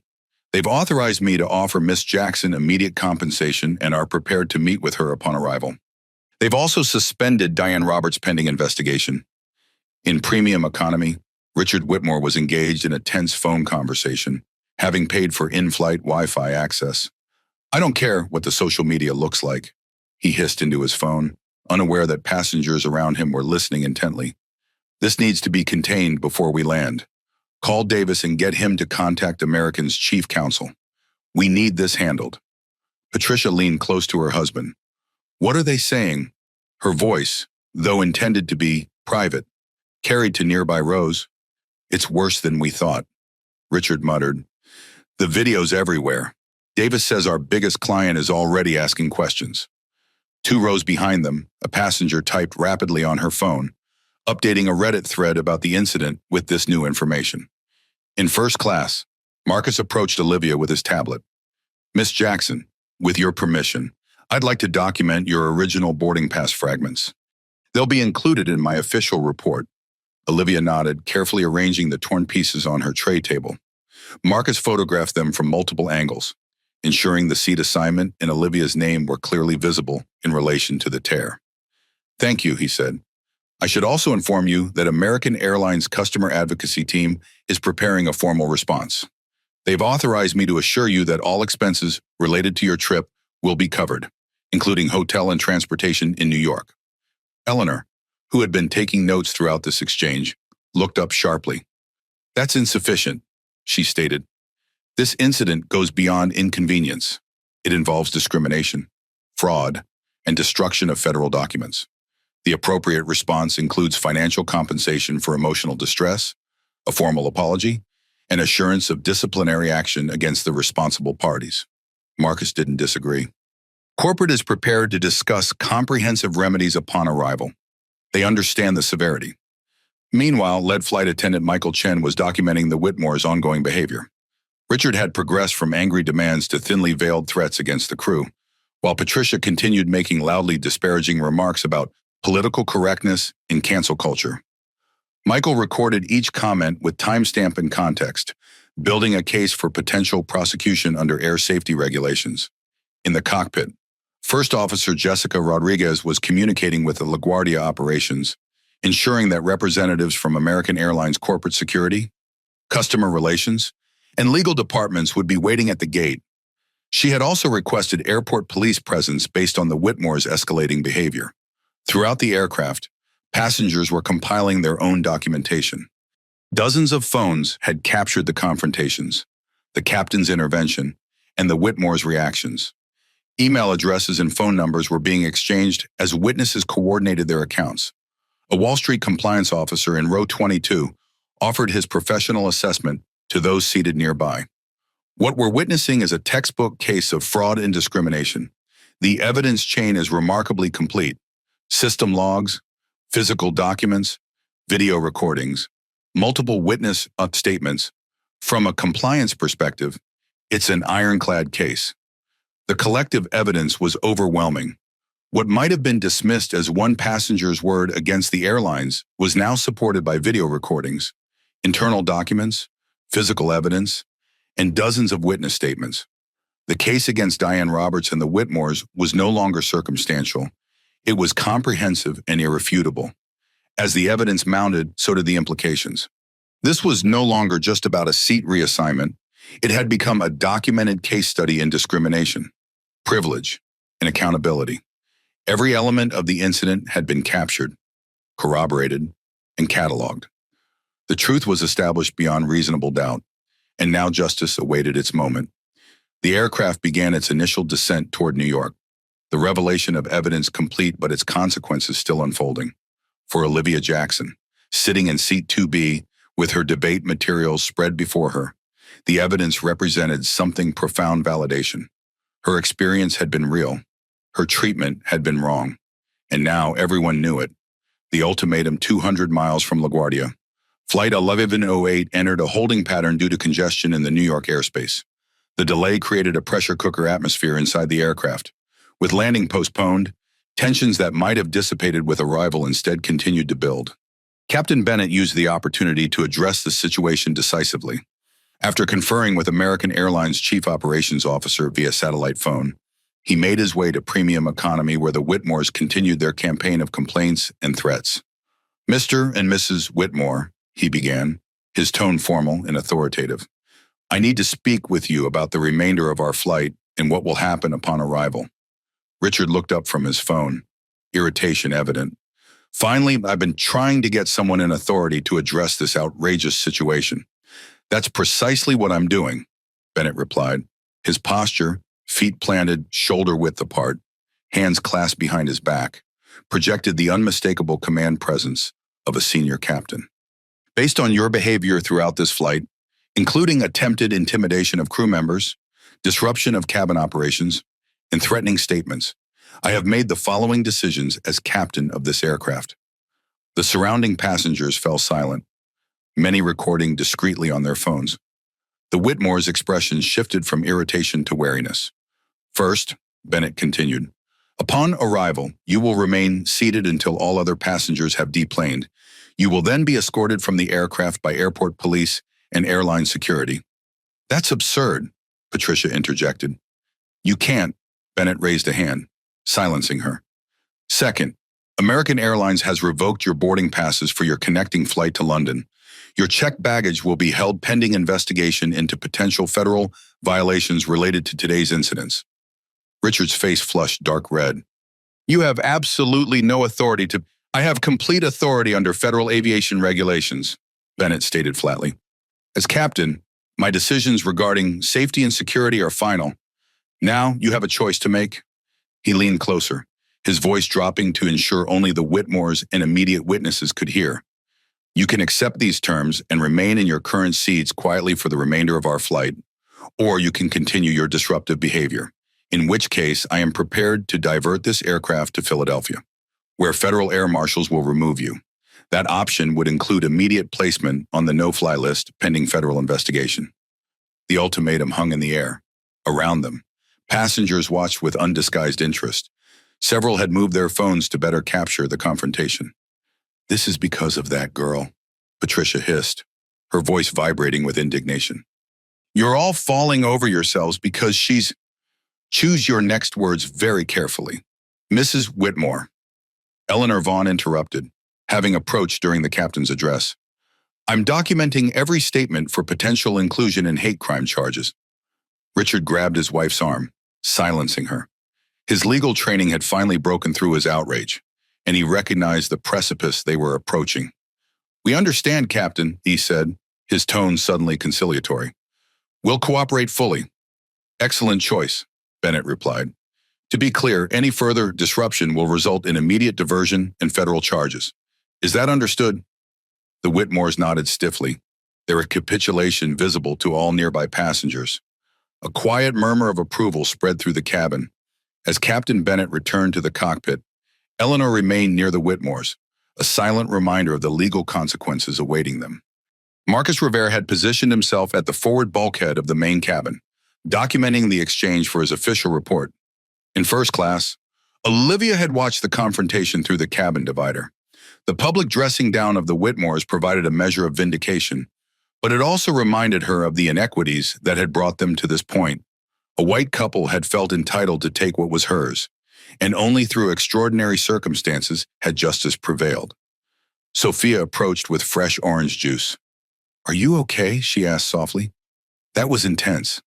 I'm fine, Olivia replied, though her hands trembled slightly as she accepted the drink. I just want to get to New York and focus on my debate. You will, Sophia assured her. And after what happened today, I think you'll have plenty of new material. The comment drew a small smile from Olivia. Her debate topic, systemic barriers in modern contracts, had just received a vivid real-world illustration. Throughout the main cabin, passengers were discussing the captain's ultimatum in hushed voices. The collective sentiment was clear: justice was being served. What had begun as one teenager's humiliation had evolved into a public reckoning with entitlement and discrimination. Jason Thompson's latest TikTok update captured this mood perfectly.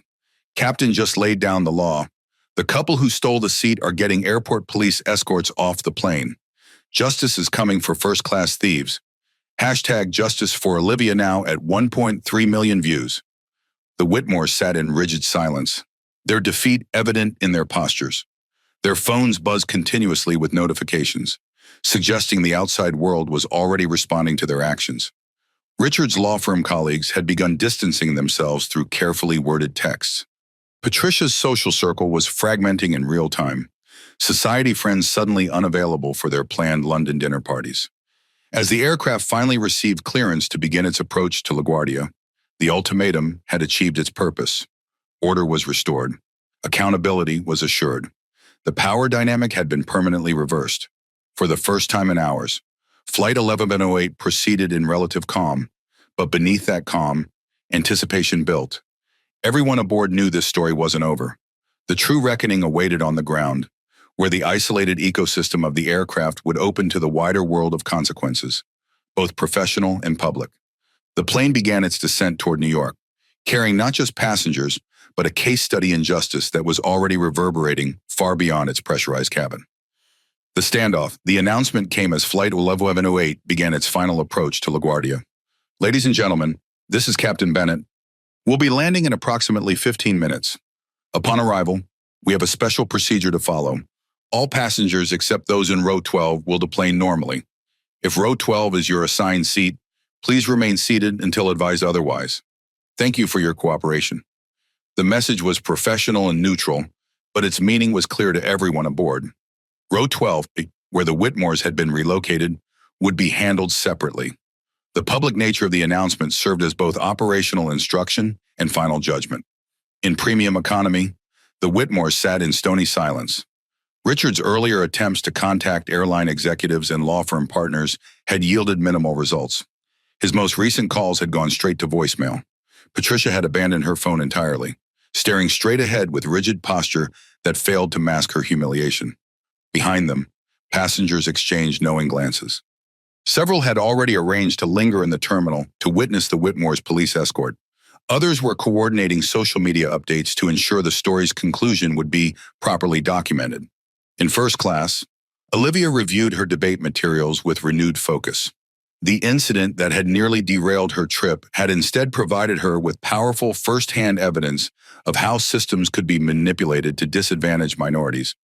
Eleanor had helped her organize her thoughts, suggesting ways to incorporate the experience into her arguments without appearing self-serving. Remember, Eleanor advised, this isn't about you personally. It's about the pattern your experience represents. Focus on the systemic issues, how the gate agent felt empowered to violate policy, how threats were used to enforce compliance, how documentation became your protection. Olivia nodded, making notes in the margins of her prepared speech. The academic concepts she had researched for months had suddenly gained vivid real-world application. As the aircraft descended through 10,000 feet, the cabin crew began final preparations for landing. Michael Chen made one last pass through the main cabin, noting that the Whitmores remained compliant, if visibly seething. In the cockpit, Captain Bennett confirmed with LaGuardia Operations that their welcoming committee was assembled. American Airlines executives, airport police, and customer service representatives were positioned at the gate. The wheels touched down at 5:43 p.m. Eastern Time, a smooth landing that barely registered with the passengers. Their attention was focused on the impending conclusion to the drama that had consumed their flight. As the aircraft taxied toward Terminal B, phones reappeared despite the standing prohibition against electronic devices. No one wanted to miss the finale. Ladies and gentlemen, welcome to New York's LaGuardia Airport, Sophia announced once they reached the gate. Local time is 5:51 p.m. Weather is clear, 68 degrees. Please remain seated with seatbelts fastened until the captain has turned off the fasten seatbelt sign. The familiar routine of arrival continued, seatbelt signs extinguished, passengers reaching for overhead bins, the rustle of coats and bags being gathered. But there was nothing routine about the atmosphere. The usual post-landing impatience was replaced with collective anticipation. As passengers began to deplane, Eleanor approached Olivia. I'd recommend waiting until most passengers have exited, she advised. There's likely to be media in the terminal, and you should be prepared. Media, Olivia repeated, alarmed. Why would they care about a seat reassignment? This stopped being about a seat hours ago, Eleanor explained gently. It's now about justice, accountability, and a young Black woman standing up to discrimination. That resonates with people. Marcus Rivera joined them, his tablet displaying a news website. The story has been picked up by major outlets, he confirmed. Social media engagement is in the millions.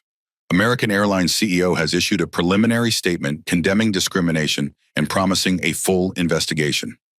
Olivia stared at them, the magnitude of the situation finally registering.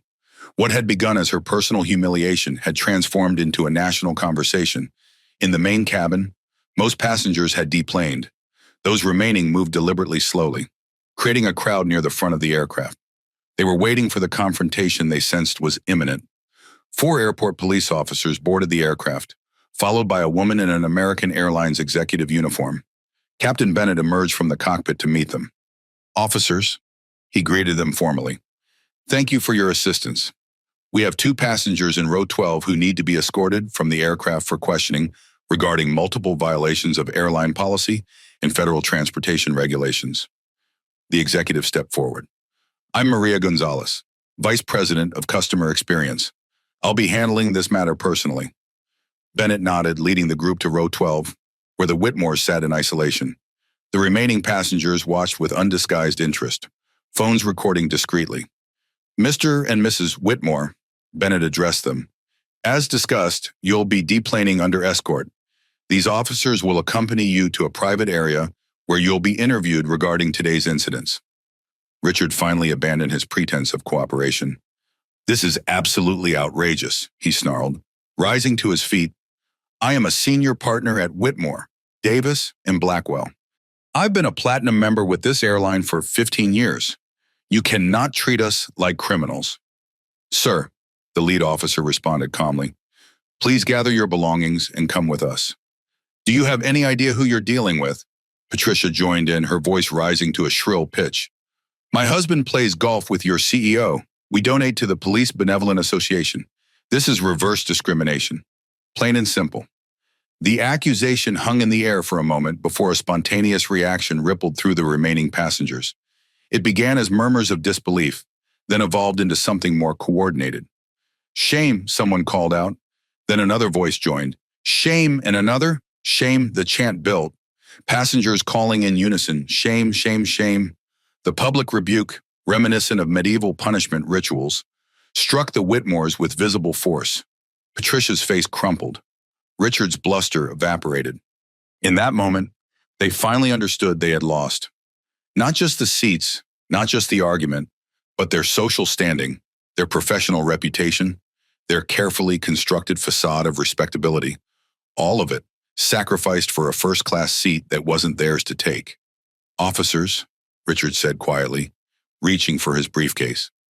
We'll cooperate. The standoff ended not with further confrontation, but with defeated compliance.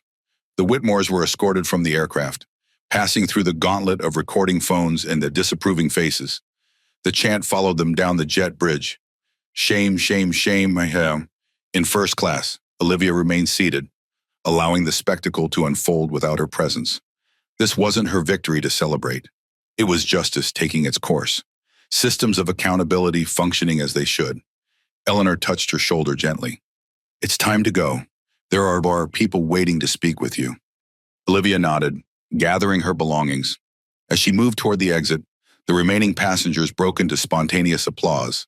Faces that had been indifferent during boarding now beamed with support and approval.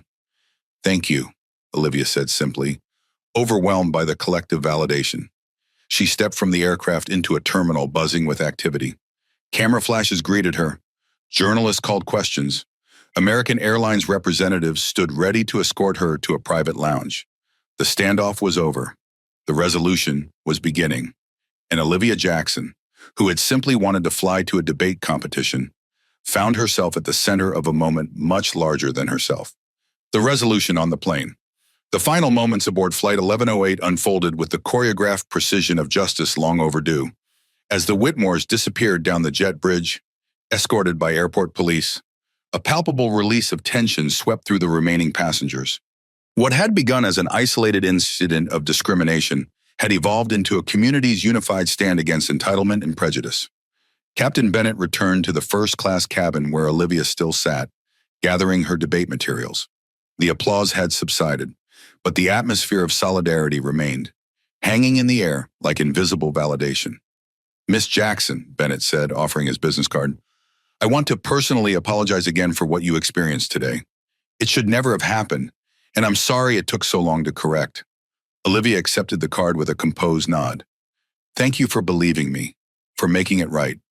Not just right, Eleanor interjected from the adjacent seat. Just, there's a difference. Bennett agreed. Ms. Gonzalez is waiting to speak with you in our flagship lounge. She'll address compensation and ensure your accommodations in New York are taken care of. And if you're willing, our corporate communications team would like to discuss how we handle the media interest. Media interest, Olivia repeated, still processing the scale of what had transpired. Her debate competition, which had seemed so monumentally important that morning, now shared mental space with unexpected public attention. You don't have to speak to any reporters if you don't want to, Eleanor assured her. But your story has clearly resonated with people. Sometimes these moments become opportunities to create broader change. Marcus Rivera approached, tablet in hand. Miss Jackson, I've forwarded all documentation to our executive team. They've authorized me to inform you that Diane Roberts has been suspended pending termination proceedings. Additionally, a comprehensive review of gate procedures is being implemented across all American Airlines hubs. The systematic response represented something Olivia hadn't dared hope for: institutional accountability. Not just an individual correction, but structural change.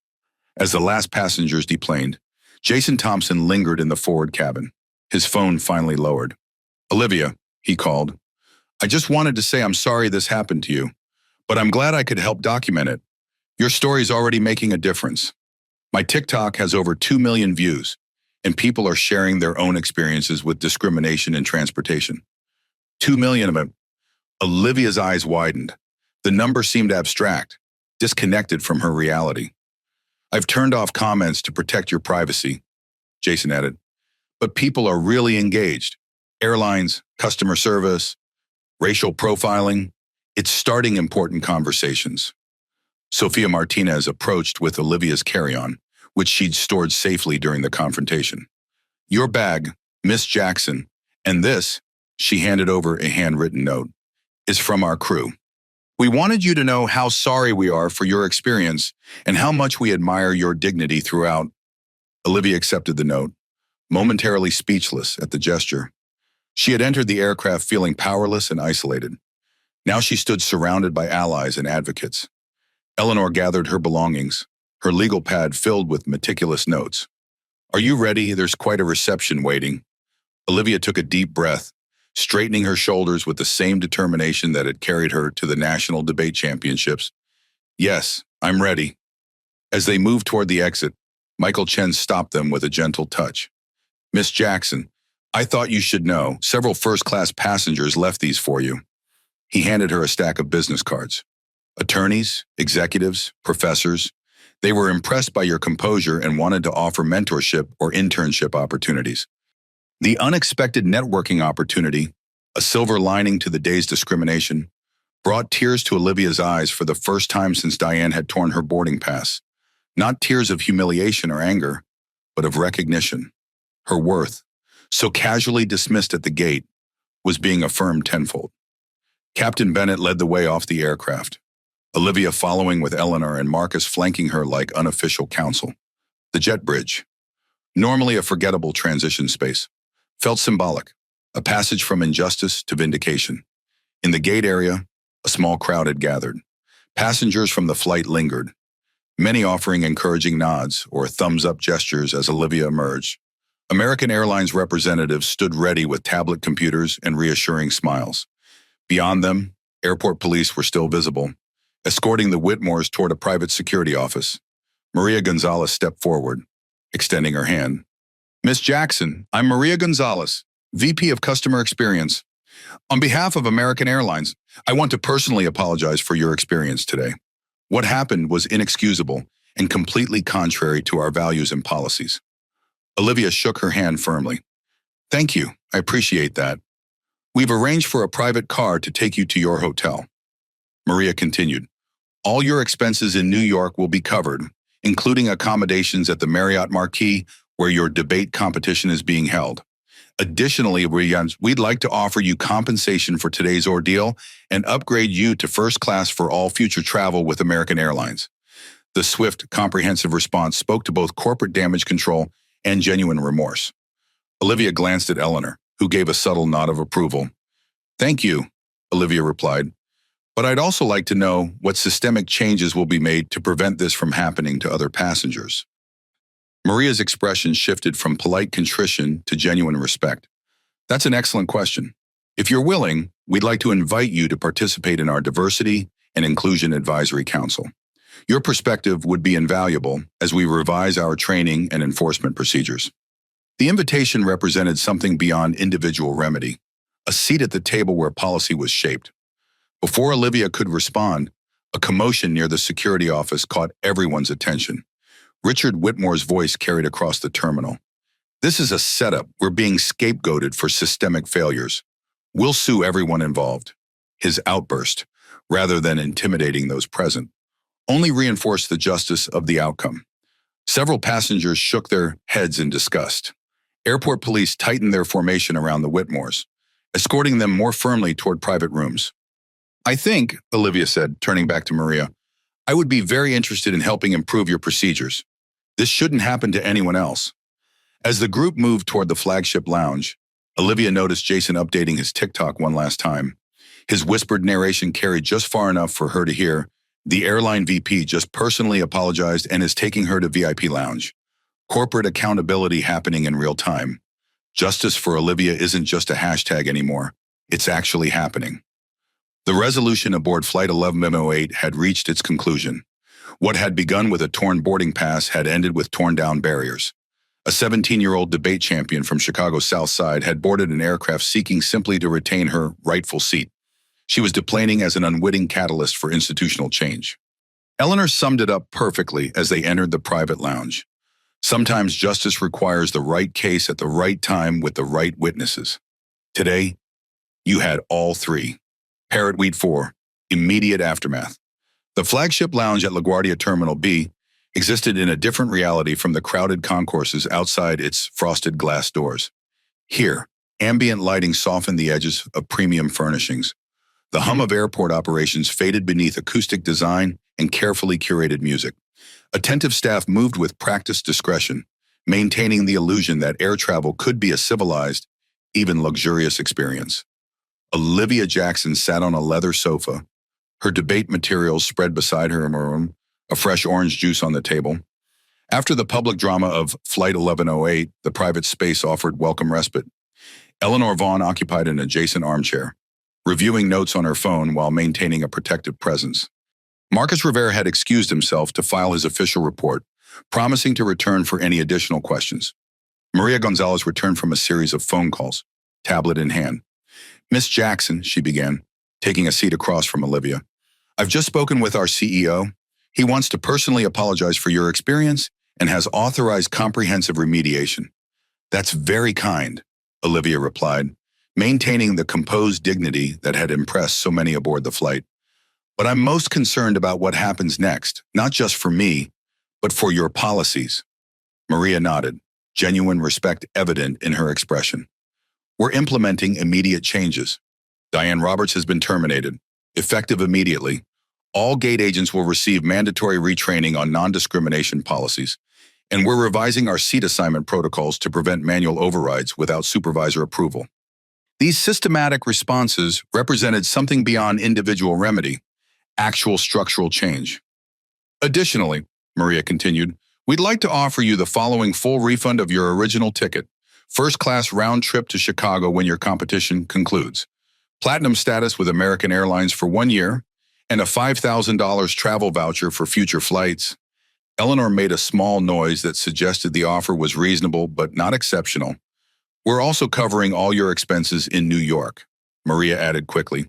Hotel, transportation, meals, everything, and our media relations team is prepared to assist with any press inquiries, though you're under no obligation to speak publicly.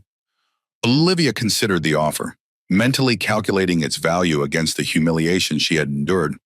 The compensation was generous by most standards, particularly for a high school student from Chicago's South Side.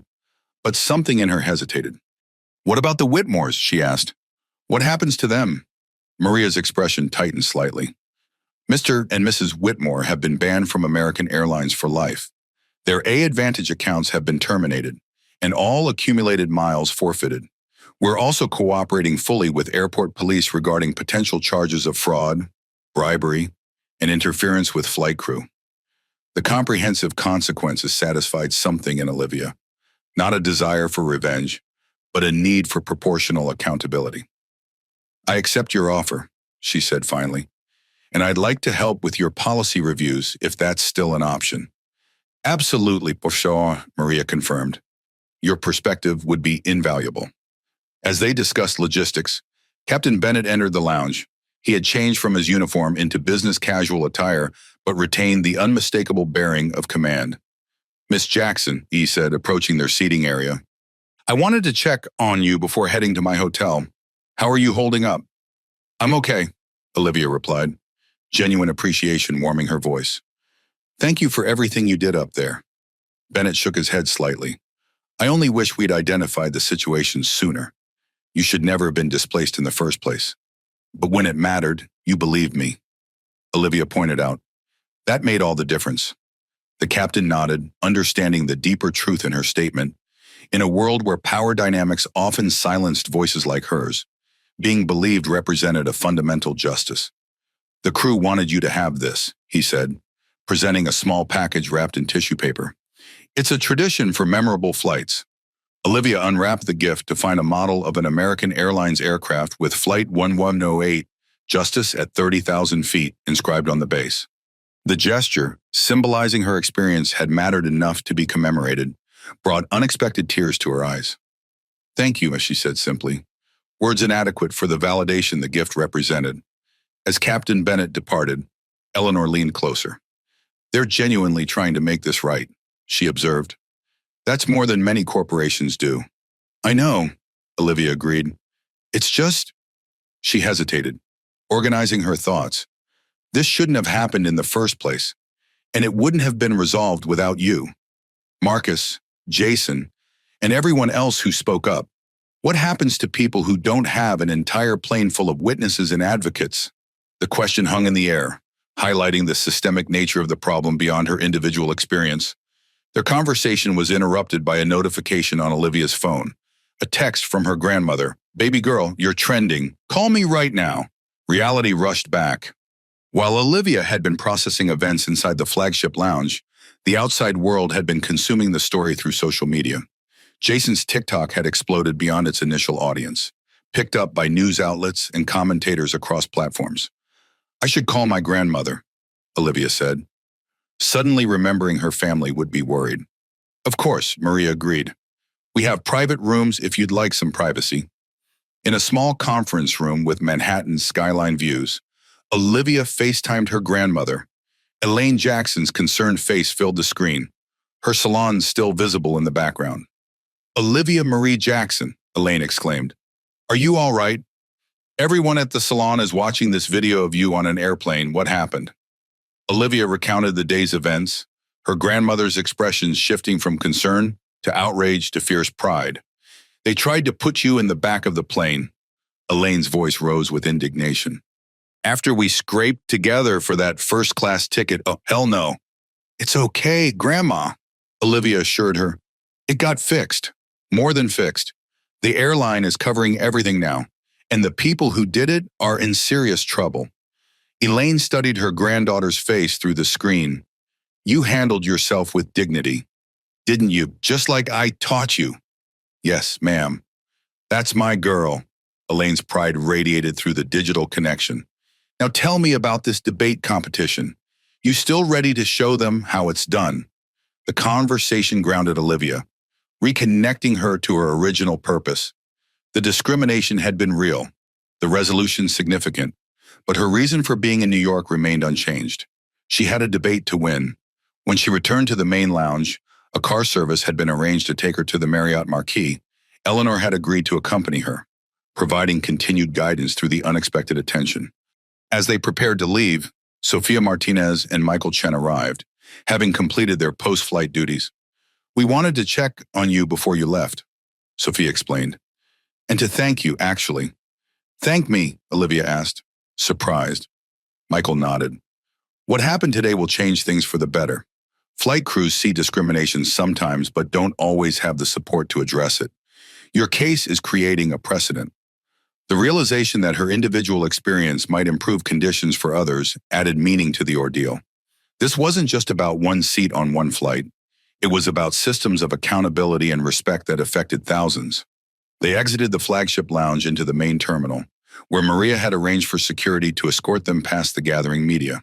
As they moved through the concourse, Olivia noticed travelers watching her, some recognizing her from the viral videos. A few offered thumbs-up gestures or encouraging nods. The black sedan waited curbside, driver holding the door as Olivia and Eleanor settled into the leather back seat. As they pulled away from the terminal, Eleanor gestured to Olivia's phone. You might want to turn that off for a while, she suggested. Give yourself some space to process before the debate tomorrow. Olivia nodded, powering down the device as the Manhattan skyline emerged through the windshield. The day that had begun with discrimination had transformed into something unexpected. A public reckoning with entitlement and accountability. And somehow, improbably, a 17-year-old debate champion from Chicago's South Side had found herself at its center. As the car merged onto the highway, Olivia opened her debate folder. The experience aboard Flight 1128 had given her powerful new material on systemic barriers in modern contracts. Tomorrow, she would channel today's injustice into tomorrow's argument. After all, she had a championship to win. And now, more than ever, she understood exactly what was at stake. Landing in New York, the drive from LaGuardia to Times Square offered Olivia a welcome transition, 20 minutes to decompress as Queens gave way to Manhattan's vertical geometry. Eleanor used the time to brief her on what to expect at the hotel. American Airlines has coordinated with the debate organizers, she explained. They'll have someone waiting at the VIP entrance to bypass the main lobby. It's likely there will be some media interest, but hotel security will maintain your privacy. Olivia nodded, still processing the day's rapid evolution from personal humiliation to public interest story. I still don't understand why people care so much about an airline seat. Eleanor considered this with the careful precision of a former prosecutor. It's not about the seat, she said finally. It's about what the seat represents. Your story contains elements that resonate universally. Injustice, discrimination, accountability, vindication, and you handled it with remarkable dignity for someone your age. The sedan turned onto 46th Street, where the Marriott Marquis dominated the block with its distinctive curved facade. As promised, a hotel manager waited at the service entrance, quickly ushering them through staff corridors to a private elevator. Miss Jackson, the manager said as they ascended, we've upgraded you to a Times Square view suite on the executive floor. Your debate team coordinator has been notified of your arrival, and your registration materials have been delivered to your room. The efficient arrangements, evidence of corporate damage control in action, created a surreal contrast to the conflict aboard Flight 1108. Hours earlier, Olivia had been fighting for the seat she'd paid for. Now, Manhattan's hospitality infrastructure was reorganizing itself around her comfort. The suite exceeded anything Olivia had imagined. Corner windows showcasing Times Square's electric glow. Separate living area with dedicated workspace. Bathroom larger than her bedroom at home. She set her carry-on beside the king-size bed, momentarily overwhelmed by the rapid pendulum swing from discrimination to deference. This is a lot, she admitted to Eleanor, who had accompanied her to ensure the arrangements met expectations. American Airlines is being appropriately responsive, Eleanor replied, professional assessment evident in her tone.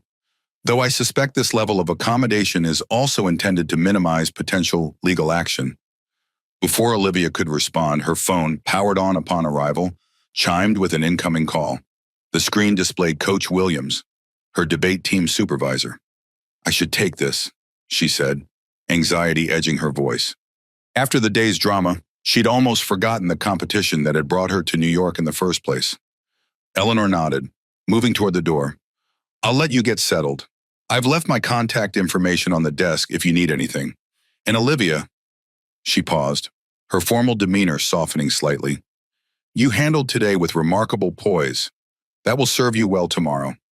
Alone in the suite, Olivia answered her coach's call, bracing for questions about the viral incident.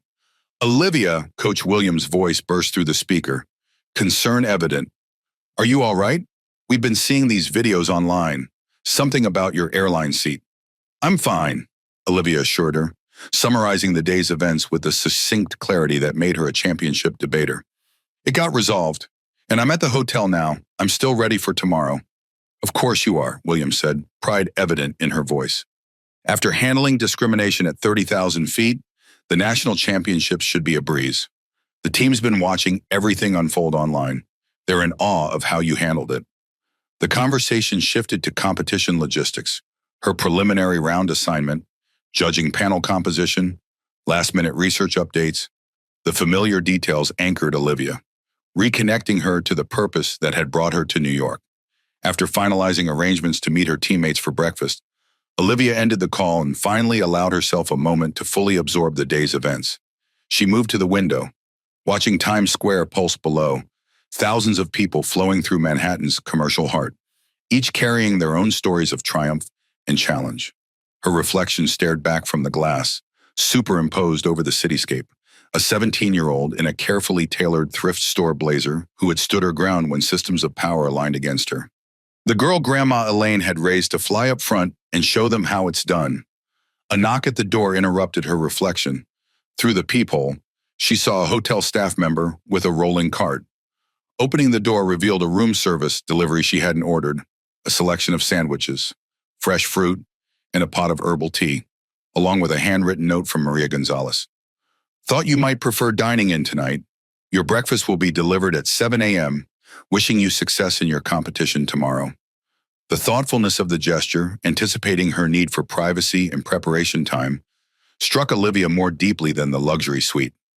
It acknowledged her as a competitor with important work ahead, not just a viral sensation to be managed. As she settled at the desk with her debate materials and a cup of chamomile tea, her phone began buzzing with notifications. Text messages from classmates who had seen the videos.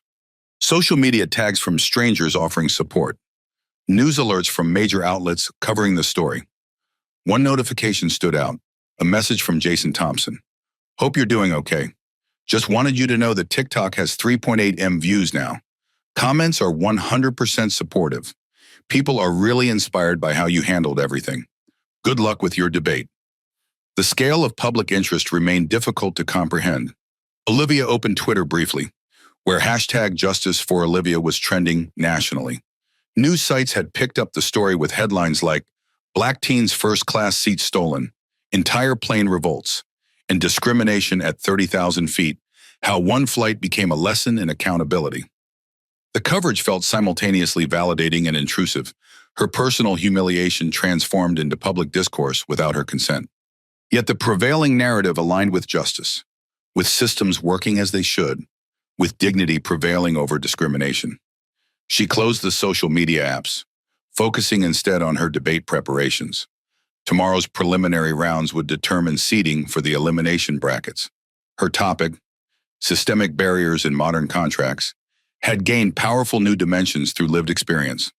As she refined her arguments, incorporating elements from Flight 1108 without making the presentation self-referential, Olivia found herself drawing unexpected connections.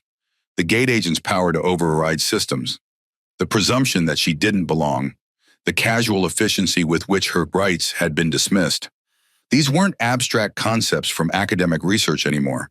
They were mechanisms she had witnessed firsthand, the machinery of exclusion operating in real time.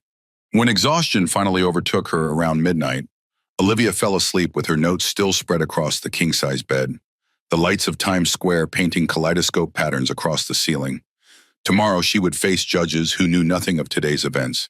She would stand on the strength of her arguments alone. And for the first time since Diane Roberts had torn her boarding pass, Olivia Jackson slept without dreams of humiliation or vindication, only the peaceful rest of someone who had stood her ground and prevailed. Airline response at 7:15 the following morning, while Olivia prepared for her debate preliminary rounds. American Airlines CEO David Mitchell stood before a hastily assembled press conference at the company's Fort Worth headquarters. Executives in crisp suits formed a somber backdrop as Mitchell addressed the cameras with practiced contrition. Yesterday, on American Airlines Flight 1108 from Dallas to New York, we failed to live up to our fundamental promise to treat all customers with dignity and respect, he began, his expression appropriately grave. A 17-year-old passenger experienced discrimination that contradicts our core values and violates our explicit policies. For this, I offer our deepest and most sincere apology. The statement, crafted by crisis management experts overnight, continued with specific action points, termination of the gate agent involved, comprehensive policy reviews, mandatory retraining for all customer-facing staff, and examination of potential systemic issues in gate procedures. Additionally, Mitchell concluded, we have reached out to the passenger directly to offer appropriate remediation and to listen to her perspective on how we can improve. We are grateful for her willingness to help us learn from this unacceptable failure. The press conference represented more than standard damage control. The rapid, comprehensive response acknowledged the undeniable evidence created by social media documentation. When Jason Thompson's TikTok surpassed 4 million views overnight and hashtag justice for Olivia trended nationally, traditional corporate playbooks of denial and minimization became untenable. Behind the scenes, Americans' decision-making had been shaped by Marcus Rivera's detailed incident report. Unlike typical customer complaints that could be deflected or minimized, Flight 1108 had produced overwhelming documentation from multiple perspectives: passenger videos, crew statements, and the quality assurance representative's contemporaneous notes. Most damning was the security camera footage from the gate, which clearly showed Diane Roberts accepting what appeared to be cash from Patricia Whitmore immediately before reassigning Olivia's seat. Miles away in Dallas, Diane Roberts received official termination papers via courier. 22 years of employment ended with a certified letter detailing her violations: discriminatory practices, falsification of technical reports, destruction of federal documents, and accepting unauthorized gratuities. Her employee badge, deactivated remotely the previous evening, would never again open American Airlines doors. In her modest apartment, Diane sat at her kitchen table, staring at the termination letter. The consequences of her actions were still unfolding. Beyond losing her job and benefits, she faced potential federal charges for destruction of a boarding pass, a federal document, and accepting bribes to manipulate seating. Her retirement plans, once just years away, had evaporated overnight. The financial security she had spent 2 decades building collapsed because of one discriminatory decision captured on video. In New York, Richard and Patricia Whitmore faced their own consequences. After 3 hours of questioning by airport police and airline security, they had been released without immediate charges, but informed that investigations were ongoing. Their checked luggage, 6 designer suitcases containing wardrobes for their London business trip, had been rerouted back to Dallas through a logistical error that would take several days to rectify. More devastating than the inconvenience was the professional fallout. Richard had awakened to 17 missed calls from his law firm's managing partners and an email requesting his immediate return to Dallas for an emergency meeting regarding ethical concerns arising from widely publicized events. Patricia's social calendar imploded as London hostesses sent regretful cancellations of dinner party invitations. The charity foundation where she served as a board member had called an emergency session to discuss her continued involvement. In the American Airlines operational headquarters, Marcus Rivera delivered his comprehensive incident report in person to the chief operating officer. The 27-page document, supported by video evidence, passenger statements, and system logs, provided irrefutable documentation of what had transpired. Its executive summary contained recommendations that would reshape gate procedures across the entire airline. Implementation of a dual verification system for any seat reassignments, prohibition of manual overrides without supervisor approval, mandatory documentation of all downgrade justifications, special protections for minors traveling alone, real-time notification to quality assurance when first-class seats are reassigned after check-in. The report's conclusion was unequivocal.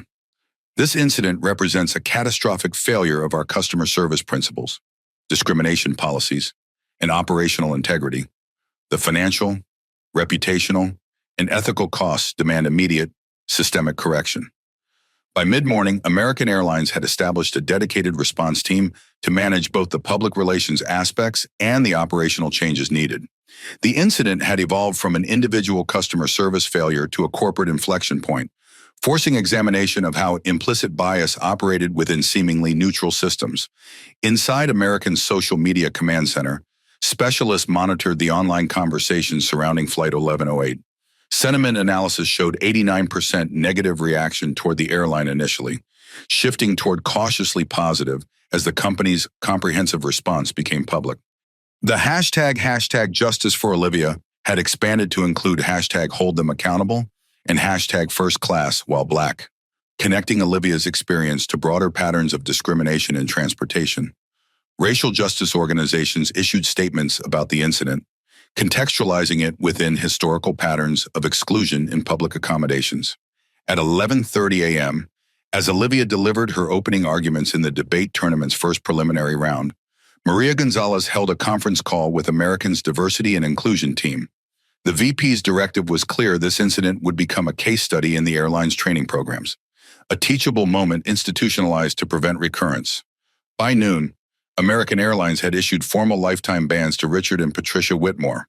Their A-Advantage accounts, representing over 1.7 million miles and platinum status, were permanently terminated. The notification email, copied to American's legal department, cited documented fraud, bribery of airline personnel, and conduct prejudicial to safe operations as justification. Throughout the day, the company's response expanded beyond the immediate incident to address systemic issues. A seat integrity guarantee was announced, promising compensation equivalent to triple the fare difference if passengers were downgraded without consent. An independent audit of demographic patterns in involuntary downgrades was commissioned. Customer-facing staff would undergo enhanced anti-bias training developed in partnership with civil rights organizations. What had begun as one teenager's humiliation had catalyzed corporate introspection and reform that would affect millions of future passengers.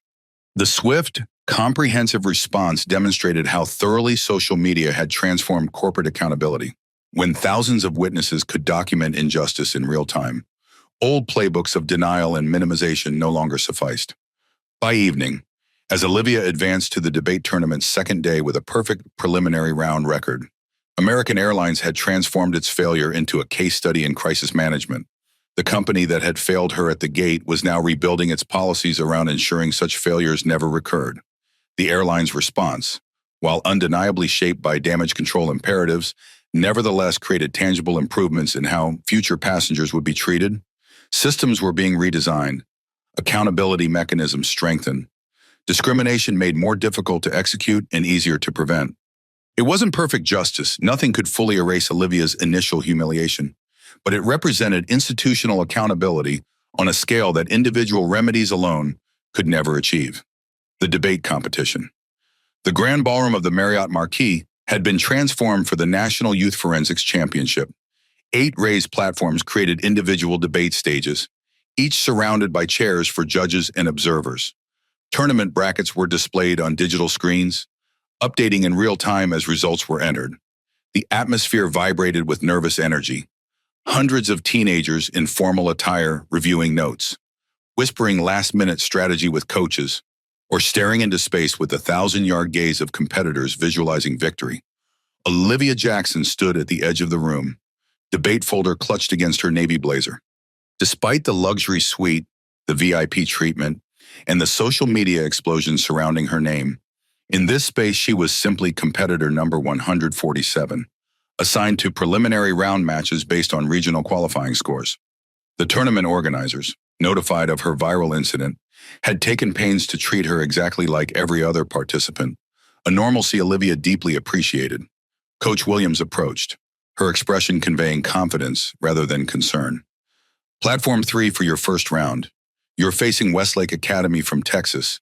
Their debater specializes in economic counter-arguments. Olivia nodded, mentally reviewing her preparation. Has she seen the videos? Do you think probably so? Williams admitted. But it doesn't matter. Once you're on that platform, nothing exists except your arguments and the judges' scorecards. Remember what got you here. The advice centered her. Before yesterday's flight, Olivia had earned this place through months of research, practice, and regional victories. The social media attention changed nothing about her preparation or capability. As she took her position on Platform 3, Olivia noted the judging panel, 3 professionals with clipboards and impassive expressions. Across from her, the Westlake competitor arranged her materials with practiced efficiency. The timekeeper signaled 1 minute until start. Olivia opened her folder, revealing the careful organization of 6 months' work, statistical analyses of contract enforcement patterns, legal precedents demonstrating disparate impacts, theoretical frameworks explaining how neutral language could produce discriminatory outcomes, and now integrated seamlessly into her prepared arguments, elements from Flight 1108. Not as personal anecdote, but as illustrative case study, the gate agent's selective enforcement of policies, the manufactured mechanical issue, the threat of security as coercive tool. The timekeeper raised her hand. Competitors ready? The topic is systemic barriers in modern contracts. Affirmative position has 7 minutes for opening statement. Time begins now. Olivia stood, her posture reflecting the dignity that had impressed witnesses aboard Flight 1108. When she spoke, her voice carried the same calm authority that had challenged Diane Roberts' discrimination. Distinguished judges, worthy opponent, she began, establishing the formal tone expected in championship-level debate. The affirmative position asserts that modern contractual systems, while facially neutral, contain structural mechanisms that systematically disadvantage minority populations through 5 key vectors of inequity. Her opening flowed with practiced precision, building a framework that would shape the entire debate. Statistical evidence established disparate outcomes in contract enforcement across racial and socioeconomic lines. Legal analysis demonstrated how seemingly neutral terms could produce discriminatory effects when applied within existing power structures. When she reached her third point, the selective enforcement of contractual terms, Olivia integrated elements from her American Airlines experience without direct reference. "Consider transportation contracts," she said, her voice steady despite the personal resonance. "Studies demonstrate that providers selectively enforce terms regarding seat assignments, baggage allowances, and service recovery. When identical situations arise, discretionary enforcement shows statistically significant bias against minority customers." The example landed with particular authority, the judges unaware they were hearing analysis shaped by lived experience less than 24 hours old. As Olivia's opening statement concluded, a subtle shift had occurred in the room. Other debates continued on their platforms, but observers had drifted toward Platform 3. Something in Olivia's presentation, the unusual conviction, the precision of her examples, the maturity of her analysis had drawn attention. The opposition presented standard economic counter-arguments. Market forces would theoretically eliminate discriminatory practices through competition. Disparate outcomes reflected correlation rather than causation. Contractual freedom remained the optimal system despite imperfections. In her rebuttal period, Olivia demonstrated why she had become a championship contender. She acknowledged valid points in her opponent's position while systematically dismantling flawed assumptions. Her responses wove theory with practical reality, academic research with real-world application. "My opponent suggests market forces naturally eliminate discrimination," she noted. "Yet empirical evidence demonstrates persistence of bias despite competitive environments. When discriminatory practices become normalized within systems, they can perpetuate even against economic self-interest of the discriminating parties." By the final statements, the audience around Platform 3 had grown substantial. Competitors from other debates, coaches seeking strategic insights, and tournament officials drawn by the growing crowd, all watching as Olivia delivered a conclusion that synthesized theory, evidence, and moral clarity. "The affirmative position does not argue contracts themselves are inherently discriminatory," she summarized. "Rather, we identify specific mechanisms through which facially neutral systems produce disparate outcomes. By recognizing these mechanisms, we can redesign contractual frameworks to preserve autonomy while eliminating structural bias." When time was called, the room erupted in applause, a breach of tournament etiquette that reflected the exceptional nature of the performance. The judges maintained their professional neutrality, but their vigorous note-taking suggested Olivia's arguments had landed effectively. As she gathered her materials, competitors from other schools approached with congratulations and questions. Coaches whispered assessments to their own debaters. Tournament officials made notation on their tablets. Coach Williams intercepted Olivia as she left the platform, steering her toward a quieter corner. "That," she said simply, "was exceptional, even for you." "It felt different," Olivia admitted. "Everything I've been researching for months suddenly had context. It showed your analysis of selective enforcement. That was informed by yesterday, wasn't it?" Olivia nodded. "I kept it theoretical, like you taught us. No personal references, just application of the principles." "Perfect approach," Williams confirmed. "The judges don't need to know your examples come from direct experience. The authority in your presentation speaks for itself." Throughout the day, Olivia advanced through preliminary rounds with consistent excellence. Her scores placed her among the top competitors, qualifying her for the championship bracket beginning tomorrow. Between rounds, other debaters approached with quiet solidarity. Many had seen the videos, though tournament decorum prevented direct discussion of external events during competition. One competitor from Phillips Exeter Academy approached during a break, her expensive blazer and confident demeanor marking her as someone from a different socioeconomic sphere than Olivia. "That was brilliant work," she said simply. "I've been researching similar topics on intersectional bias in financial contracts. Would love to compare notes sometime." The interaction, collegiate rather than condescending, represented something Olivia had rarely experienced in cross-school competitions, recognition as an intellectual peer rather than an anomaly from an underfunded public school. By evening, tournament organizers posted the championship bracket, confirming Olivia's advancement to the quarterfinals. Coach Williams hosted a strategy session for the Roosevelt High team in a conference room provided by the hotel. While reviewing opponent tendencies and refining key arguments, she addressed the elephant in the room. "Some of you have become aware of Olivia's experience traveling here," she acknowledged. "The tournament directors have requested that all competitors maintain focus on the debate's substance rather than external events. I expect Roosevelt to set the standard for professional conduct." The team nodded understanding. Then Tanya Martinez, Roosevelt's junior varsity champion, spoke up. "We just want to say we're proud of how you handled everything. Olivia, that took serious courage." "Thanks," Olivia replied, momentarily overcome by her teammates' support. "But right now, I need to focus on tomorrow's rounds. We've got a championship to win." As the strategy session concluded, Olivia returned to her suite to refine her arguments for the quarterfinals. The city lights painted patterns across her debate materials as she incorporated insights from the day's rounds. Her phone occasionally buzzed with notifications, social media updates, messages from Grandma Elaine, communications from American Airlines. But she maintained her focus on the competition. Tomorrow she would face the country's top high school debaters in elimination rounds where a single mistake could end her championship run. The attention from Flight 1108 meant nothing on the debate platform.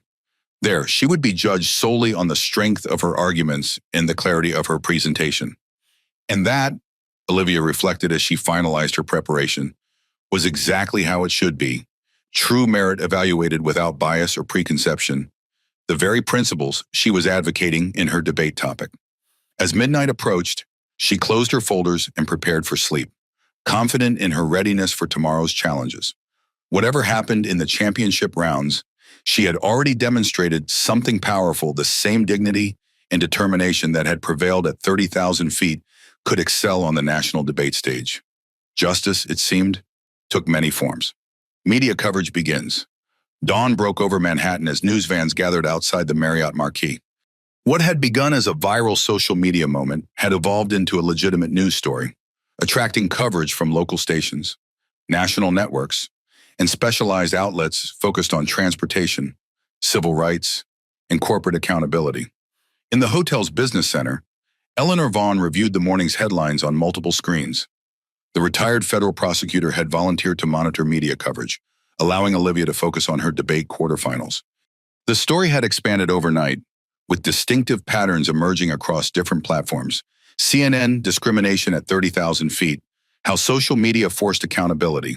Fox News, airline faces backlash after seating, dispute goes viral. MSNBC, first class while black teens experience, highlights transportation inequities. Wall Street Journal, American Airlines implements policy changes following viral incident. New York Times, when a torn boarding pass became a symbol of resistance. The coverage revealed America's fractured information landscape. Conservative outlets emphasized passenger disruption and questioned whether the incident reflected genuine discrimination. Progressive sources contextualized Olivia's experience within broader patterns of racial bias in transportation. Business publications focused on American Airlines' crisis response and potential financial impact. Social media accelerated these divergent narratives. Jason Thompson's original TikTok had spawned thousands of reaction videos, analysis threads, and personal stories of similar experiences. The hashtag Justice for Olivia had evolved to include hashtag First Class While Black and hashtag Flying While Black, connecting Olivia's individual experience to systemic patterns. Transportation experts weighed in on industry practices. Civil rights attorneys offered legal analyses. Former airline employees shared insider perspectives on gate agent discretion and oversight mechanisms. What had begun as one teenager's humiliation had become a focal point for broader conversations about accountability, bias, and corporate responsibility. Maria Gonzalez joined Eleanor in the business center, bringing coffee and pastries as peace offerings. "How bad is it?" she asked, gesturing toward the screens. "Actually, better than I expected," Eleanor replied, accepting a coffee. "The coverage is surprisingly substantive. Most outlets are focusing on systemic issues rather than sensationalizing. Americans' response is generally being received positively. Maria nodded, relieved. We're trying to be both responsive and responsible. This morning's executive committee approved all the policy changes we discussed yesterday. We're announcing them at noon. Smart timing, Eleanor observed. That should help shape the next news cycle. Their conversation was interrupted by a hotel staff member. Ms. Vaughn, there's a Ms. Roberts asking to speak with Miss Jackson. She's in the lobby. Eleanor and Maria exchanged alarmed glances. Diane Roberts, Maria asked, incredulous that the terminated gate agent would appear in New York. I'll handle this, Eleanor said, gathering her notes. Olivia needs to focus on her debate rounds. Under no circumstances should Miss Roberts be given access to her. In the lobby, Eleanor found a woman in her late 50s sitting rigidly on a sofa, her expression a mixture of defiance and distress. Though not in uniform, Diane Roberts' decades as a gate agent had imprinted a certain bureaucratic posture that remained evident even in civilian clothing. Ms. Roberts, Eleanor began, introducing herself formally. Olivia Jackson is preparing for debate competition and is unavailable. I'm handling all matters related to yesterday's incident.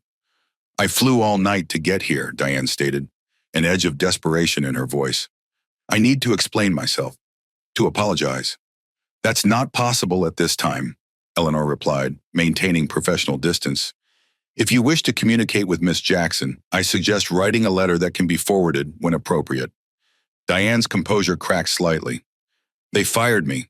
22 years with the company. Terminated effective immediately. My pension, my benefits, everything, gone. Those are consequences of your actions, Eleanor noted without sympathy. You discriminated against a minor. You destroyed federal documents. You accepted what appears to be a bribe. Each of these actions violated both company policy and potentially federal law. It wasn't like that, Diane protested weakly. The Whitmores are regular customers. They've always expected special treatment. It's how the system works for frequent flyers. That explanation only compounds the problem, Eleanor observed. You're describing systemic discrimination as standard practice. Their conversation was interrupted by a commotion near the hotel entrance. Camera crews positioning for better angles as reporters prepared for live broadcasts. The media presence had grown substantially overnight. I suggest you leave immediately, Eleanor advised, noting Diane's visible panic at the sight of news cameras. Your presence here could be interpreted as harassment, which would further complicate your legal situation. As hotel security discreetly escorted Diane toward a side exit, Eleanor returned to the business center where Maria waited anxiously. She wanted to apologize to Olivia, Eleanor reported, though it seemed motivated more by self-preservation than genuine remorse. We had no idea she would come here, Maria assured her. This wasn't coordinated by American. I believe you, Eleanor acknowledged. But it highlights the need for continued vigilance. This story is gaining momentum, not losing it. Upstairs in the competition halls, Olivia remained insulated from the growing media circus. Tournament organizers had implemented enhanced security measures, restricting access to registered participants, judges, and approved observers. Inside the competitive bubble, Olivia focused entirely on her quarterfinal preparation, unaware that her name was trending on Twitter for the second consecutive day. Outside the Marriott marquee, reporters delivered live updates against the backdrop of Times Square's electronic billboards. Local stations emphasized the New York connection. Chicago teen facing discrimination arrives for prestigious Manhattan debate competition. National outlets broadened the context. Incident highlights ongoing challenges in ensuring equal treatment in commercial transportation. Social media amplified these professional analyses with personal testimonials. Under hashtags like #MyFlyingWhileBlackStory, thousands shared similar experiences of being questioned, downgraded, or scrutinized while using transportation services.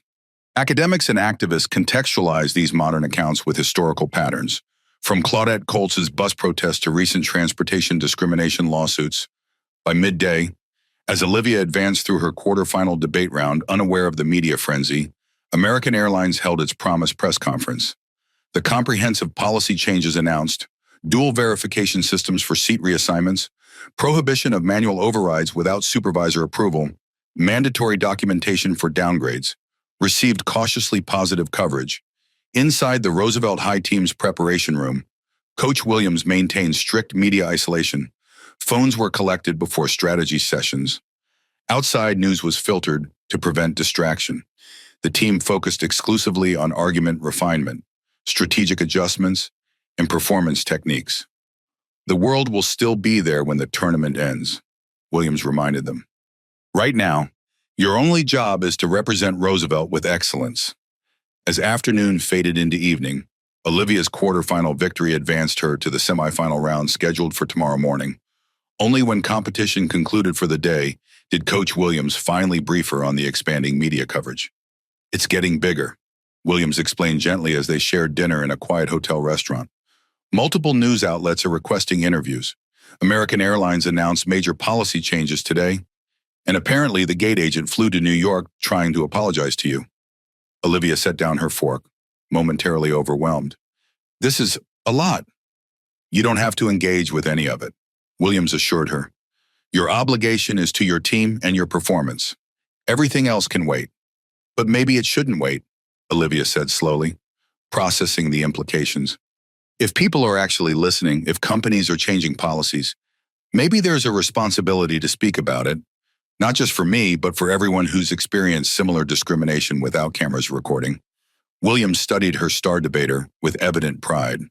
That's a mature perspective. But remember, you're 17 and your first responsibility is to yourself and your education. The world's problems won't be solved in a day. No, Olivia agreed. But change happens when people speak up at the right moment.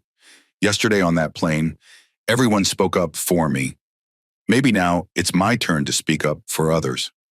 As they concluded dinner and returned to their rooms, the media coverage continued evolving. Evening news programs featured segments analyzing the incident's broader implications.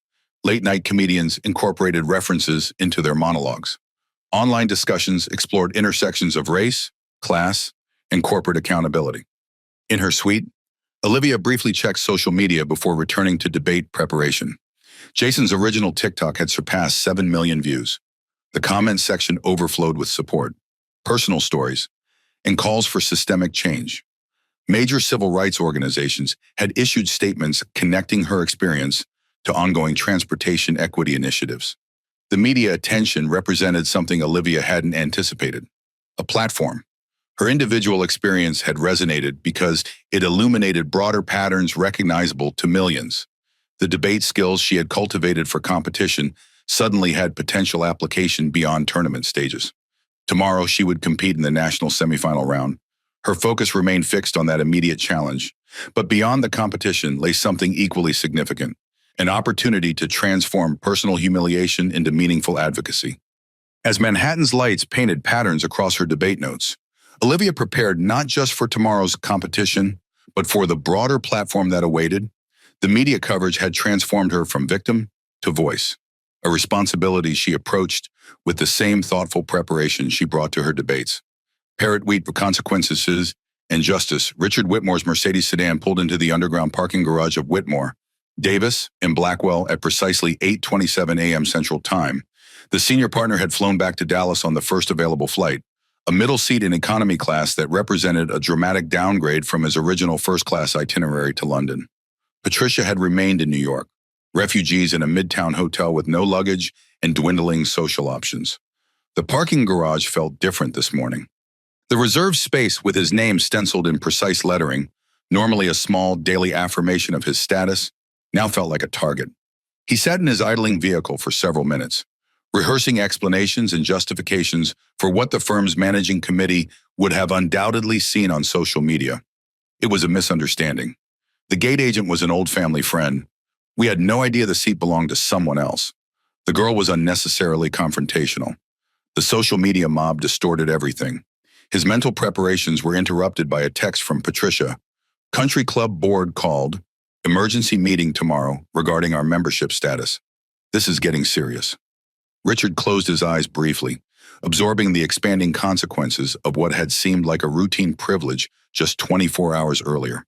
The Whitmores had spent decades cultivating their social and professional standing in Dallas. Now that carefully constructed facade was cracking with alarming speed. The elevator ride to the 37th floor executive suite felt interminable. When the doors opened, Richard immediately sensed the atmosphere had shifted. The receptionist, normally effusive in her morning greeting, offered a tight-lipped nod without meeting his eyes. Associates passing in the hallway suddenly found their phones fascinating. His executive assistant's desk sat conspicuously empty. "She's in the conference room," said Harold Davis, the firm's co-founder and second nameplate on the door. "Everyone is." Richard followed his senior partner down the hallway toward the main conference room. Through the glass walls, he could see the entire executive committee assembled, 8 partners seated round the mahogany table. Expressions universally grim. His assistant sat in a corner taking notes, her usual smile replaced with professional detachment. "Richard," began managing partner Elizabeth Chen as he entered, "we've called this emergency session to address serious concerns about your conduct. I assume you know why we're here."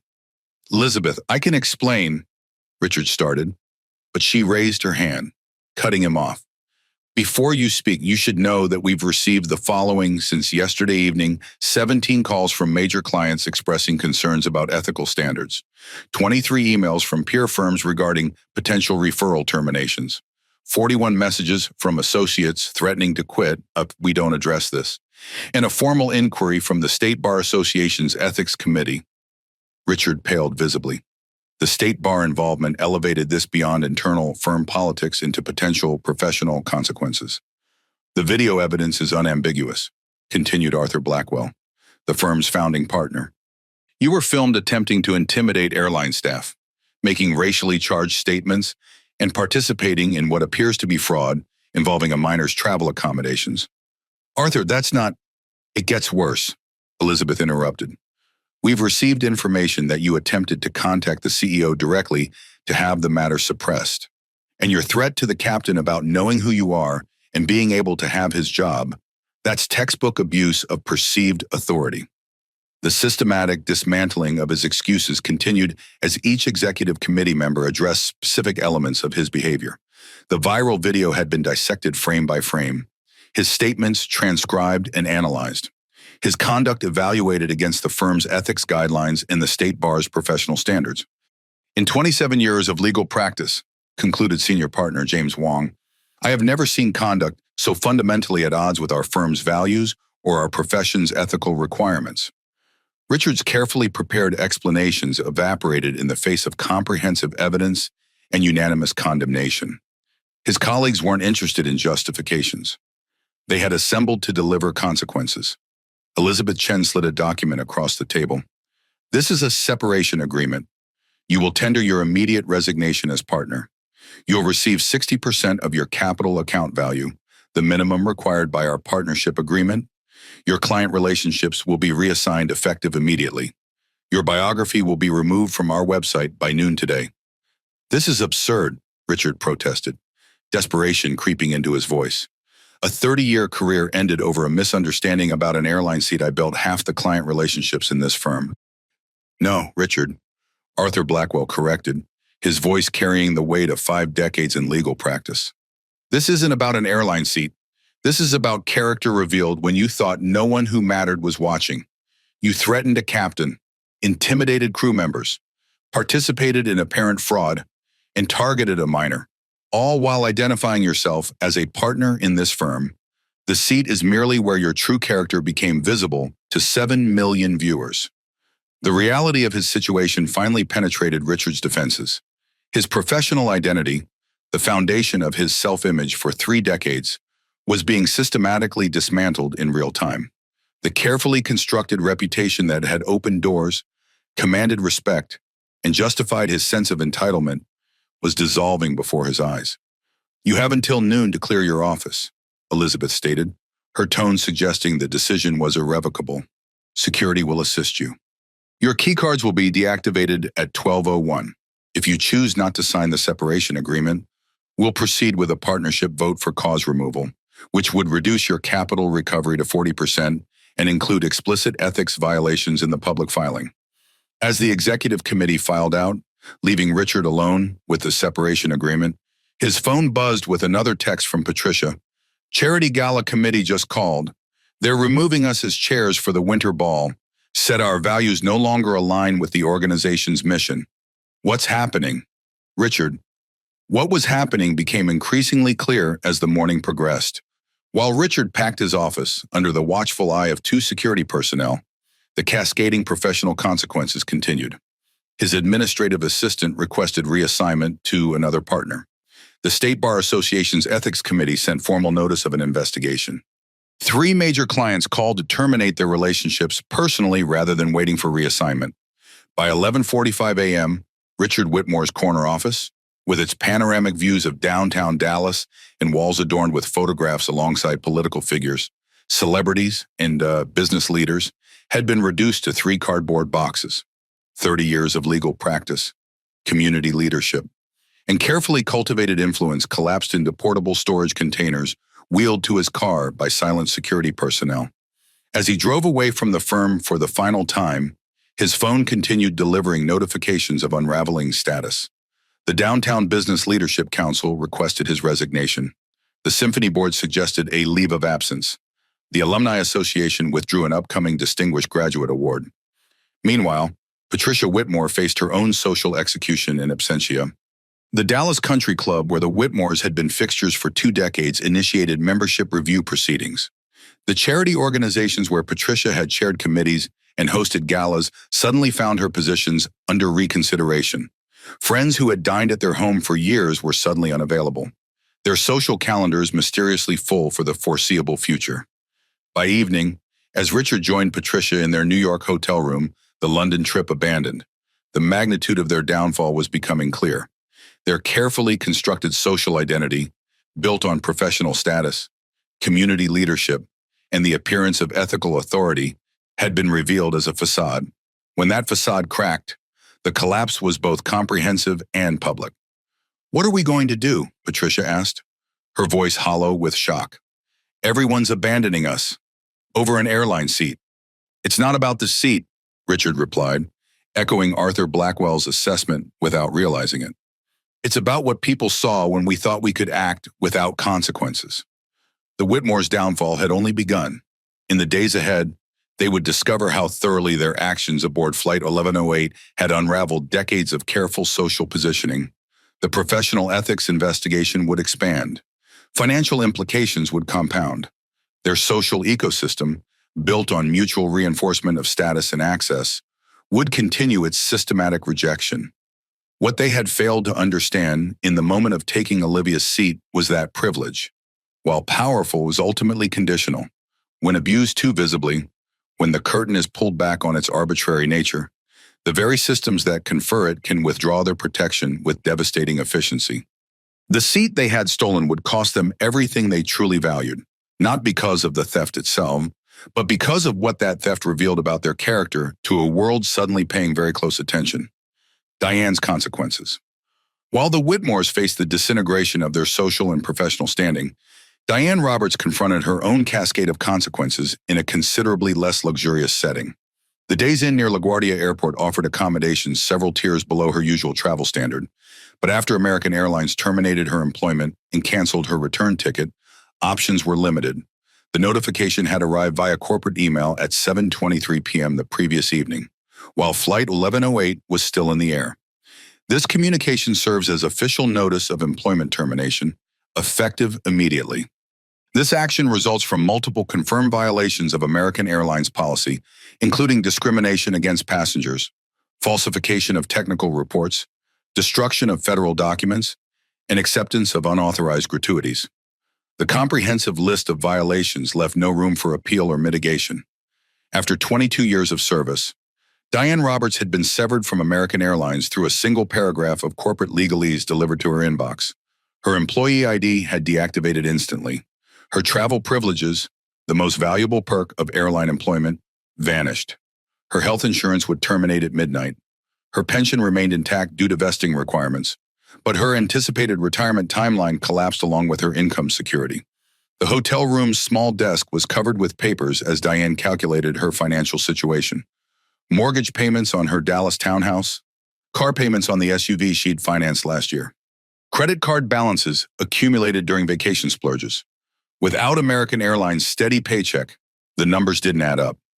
More troubling were the regulatory consequences beginning to materialize.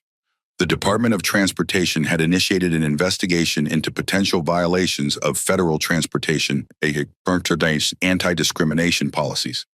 The FAA was reviewing her falsification of a mechanical issue, a serious offense when documented in official capacity. Multiple passengers had filed formal complaints citing discrimination and fraud. Her phone contained 17 missed calls from reporters seeking comment. Local Dallas stations wanted interviews. National outlets requested statements. Transportation industry blogs sought insider perspective on gate agent discretion and oversight mechanisms. Diane had ignored them all, focusing instead on her increasingly desperate attempt to meet with Olivia Jackson.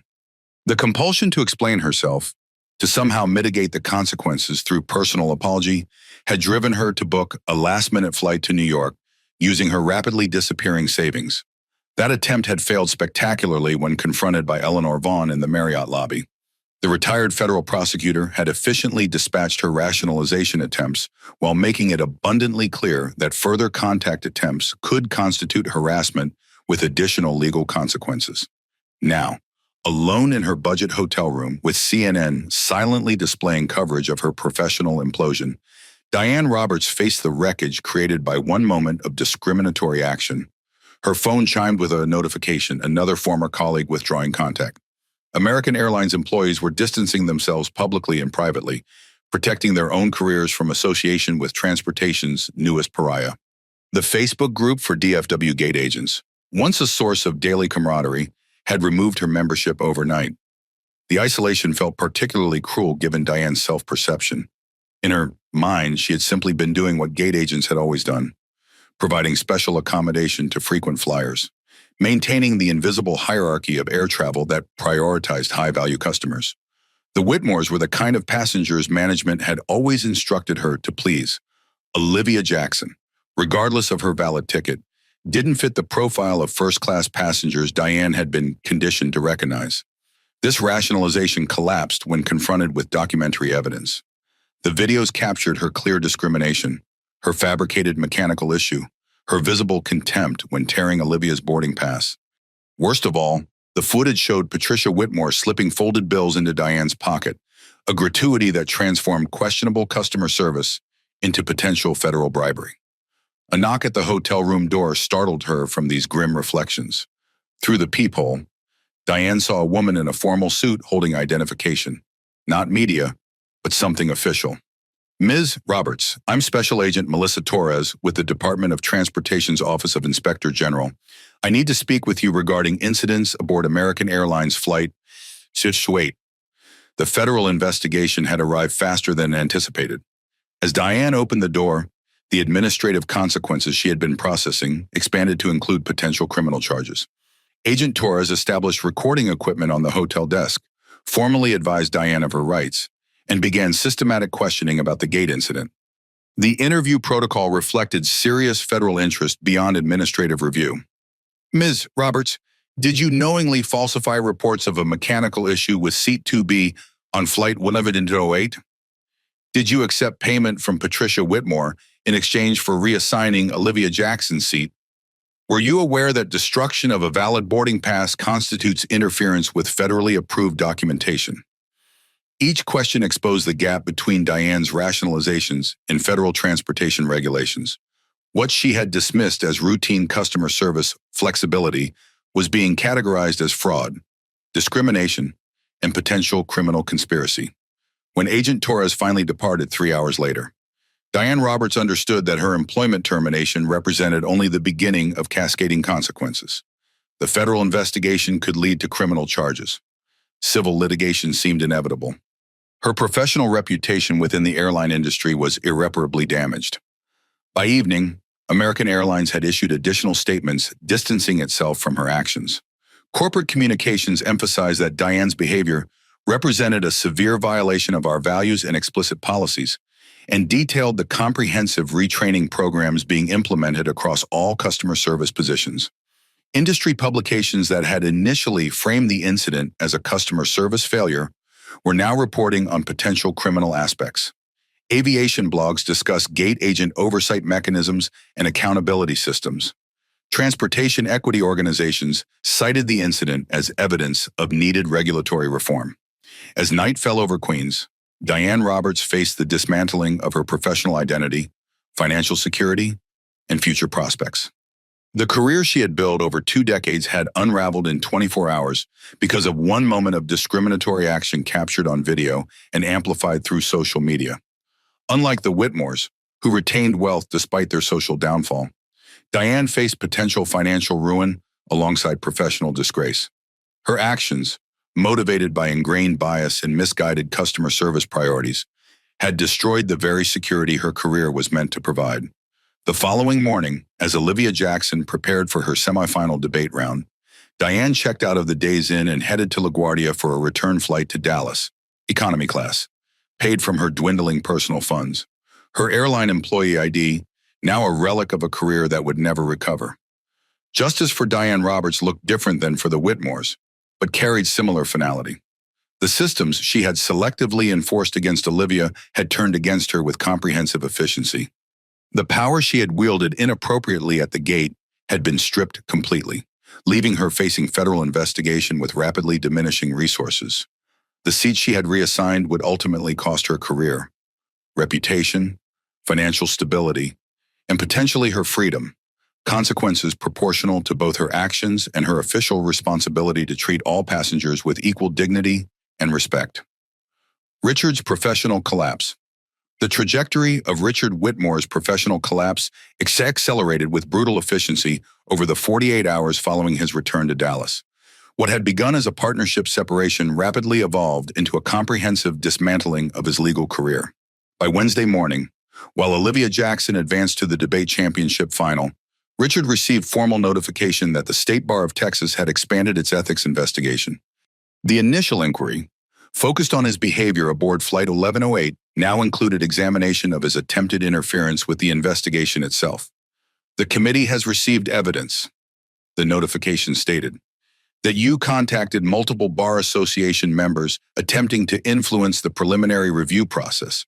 This represents a separate potential violation of professional conduct standards. Richard's desperate attempts to contain the damage had only expanded it.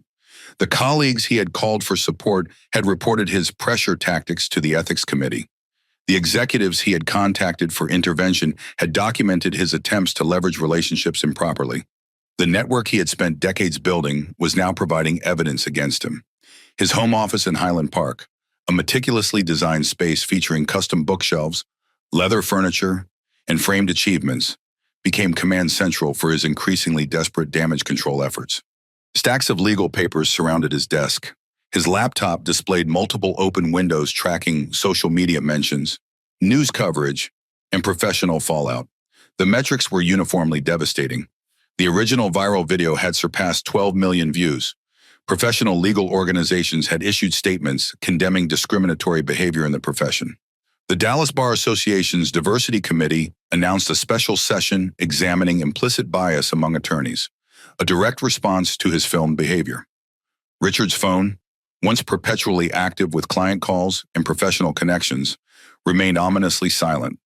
The contacts who had reliably returned his calls within minutes now sent brief texts declining meetings or suggesting their assistants would find time in the coming weeks. The professional isolation was as sudden as it was complete. At 2:17 p.m., his former executive assistant forwarded an email that crystallized the comprehensive nature of his downfall. The American Bar Association's Ethics Committee had invited Olivia Jackson to address their upcoming symposium on ethical conduct in professional interactions.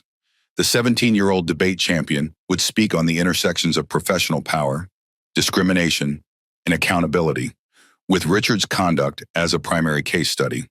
The irony was excruciating. Throughout his career, Richard had presented himself as an exemplar of professional ethics.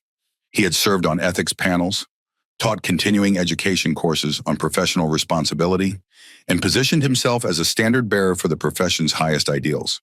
Now he would feature prominently in ethics training as a cautionary example. His law firm had efficiently executed his professional excision. His biography had disappeared from their website within hours of his forced resignation. His client relationships had been reassigned to remaining partners through carefully worded transition letters that managed to explain his departure without explicit reference to the viral incident. His office had been reassigned to a recently promoted partner whose LinkedIn profile already showed the updated corner suite location. By Thursday afternoon, Richard faced the most humiliating professional consequence yet. The Texas Lawyers Quarterly, the state's premier legal profession magazine, published its monthly ethics column with the headline, "When Attorneys Abuse Perceived Authority Lessons from the Flight 1108 Incident." The article methodically dismantled Richard's behavior from legal ethics perspectives. His attempt to intimidate the flight captain, "Do you know who I am?" violated professional conduct standards prohibiting attempts to leverage professional status for personal advantage. His documented discrimination against Olivia contradicted the profession's commitment to equal treatment under law. His threat to have someone's job misrepresented his authority and violated truthfulness standards. Most devastating was the article's conclusion. Perhaps the most troubling aspect of this incident is not the individual ethical failures themselves, but the casual confidence with which they were deployed. This suggests not momentary lapse, but habitual character, the antithesis of what our profession requires. As the article circulated among Dallas legal professionals, Richard's remaining professional relationships continued their rapid dissolution. The local Inn of Court, an exclusive professional organization of judges and senior attorneys, sent a terse email requesting his resignation. The law school where he had taught as an adjunct professor for 15 years quietly removed him from the upcoming semester's teaching roster. By Friday morning, as Olivia prepared for the debate championship final in New York, Richard Whitmore sat alone in his home office confronting the comprehensive destruction of his professional identity. 3 decades of carefully constructed reputation and authority had collapsed in less than a week. The professional consequences extended beyond current relationships to include his legacy. The endowed scholarship he had established at his alma mater was being renamed. The legal clinic where he had served as board chair was reviewing leadership structure. The professional awards that had adorned his office walls now carried asterisks in the organization's online archives. At 11:42 a.m., the final professional blow arrived via certified letter. The American College of Trial Lawyers, the most prestigious invitation-only organization in his field, had convened an emergency membership review. The result was unanimous, immediate termination of fellowship status. The letter specifically cited conduct inconsistent with the college's commitment to the highest standards of ethics, civility, and professionalism. For Richard Whitmore, this represented the complete excommunication from the legal profession's elite circles. The fellowship had been his most valued professional credential, more significant than his partnership, more exclusive than his bar leadership positions. Its revocation confirmed there would be no professional rehabilitation, no pathway back to his former standing. As Patricia organized their calendar, suddenly empty of galas, committee meetings, and social obligations, Richard confronted the new reality of his professional existence. The law degree remained valid. His license, pending ethics committee findings, technically allowed him to practice. But the infrastructure of relationships, reputation, and influence that had defined his career had been systematically dismantled. The professional networks that had once amplified his authority now accelerated his isolation. The colleagues who had sought his mentorship now avoided association. The reputation he had spent 30 years building had collapsed in less than 100 hours, and all of it traced back to one moment of entitlement. The decision that Olivia Jackson didn't belong in seat 2B and that his status entitled him to take what wasn't his. That single action had revealed character flaws the legal profession found fundamentally disqualifying. As evening fell over Highland Park, Richard Whitmore, formally addressed as the distinguished counsel for the defense, our esteemed colleague, the senior partner, sat alone in his home office with no cases to try, no clients to represent, no associates to mentor, and no professional identity to claim. His professional collapse was complete, proportional, and publicly visible. Consequences aligned perfectly with the public nature of his offense. The attorney who had built his reputation on upholding systems of justice now experienced how efficiently those systems could dismantle unworthy participants. Patricia's social downfall. While Richard navigated the wreckage of his legal career, Patricia Whitmore confronted the parallel collapse of her social empire. The infrastructure of her identity, charity boards, country club leadership, gala committees, social circles, was disintegrating with ruthless efficiency. The process began during their return flight to Dallas. as Patricia scrolled through her phone to discover 17 cancellations for their London dinner party series. The messages followed a pattern: unexpected scheduling conflict, family emergency requiring attention, regretfully must decline. The transparent excuses barely concealed the underlying message. Association with the Whitmores had become radioactive.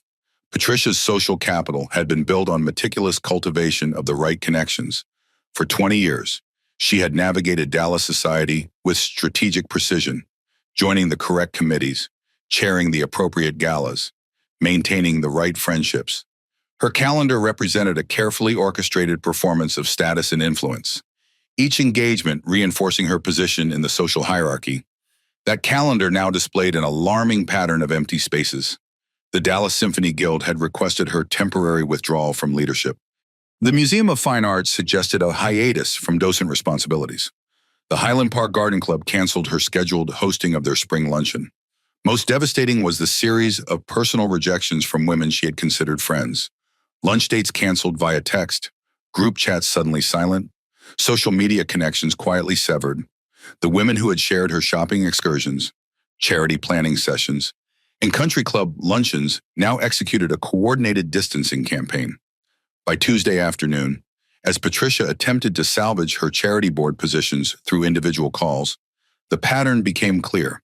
Her social connections had been contingent on mutual status enhancement. When association with Patricia risked damaging others' standing, loyalty evaporated with startling speed. "I'm sorry, Patricia," explained Margot Richardson, her co-chair for the winter charity ball, "but the committee voted unanimously this morning. Your recent publicity doesn't align with our mission supporting underprivileged youth. Surely you understand." The irony was excruciating. Patricia had spent decades positioning herself as a philanthropic leader, supporting disadvantaged communities. Her social media featured carefully curated photographs of charity work and community service. Yet her treatment of Olivia Jackson, captured on video and viewed by millions, had revealed the profound disconnect between her public persona and private character.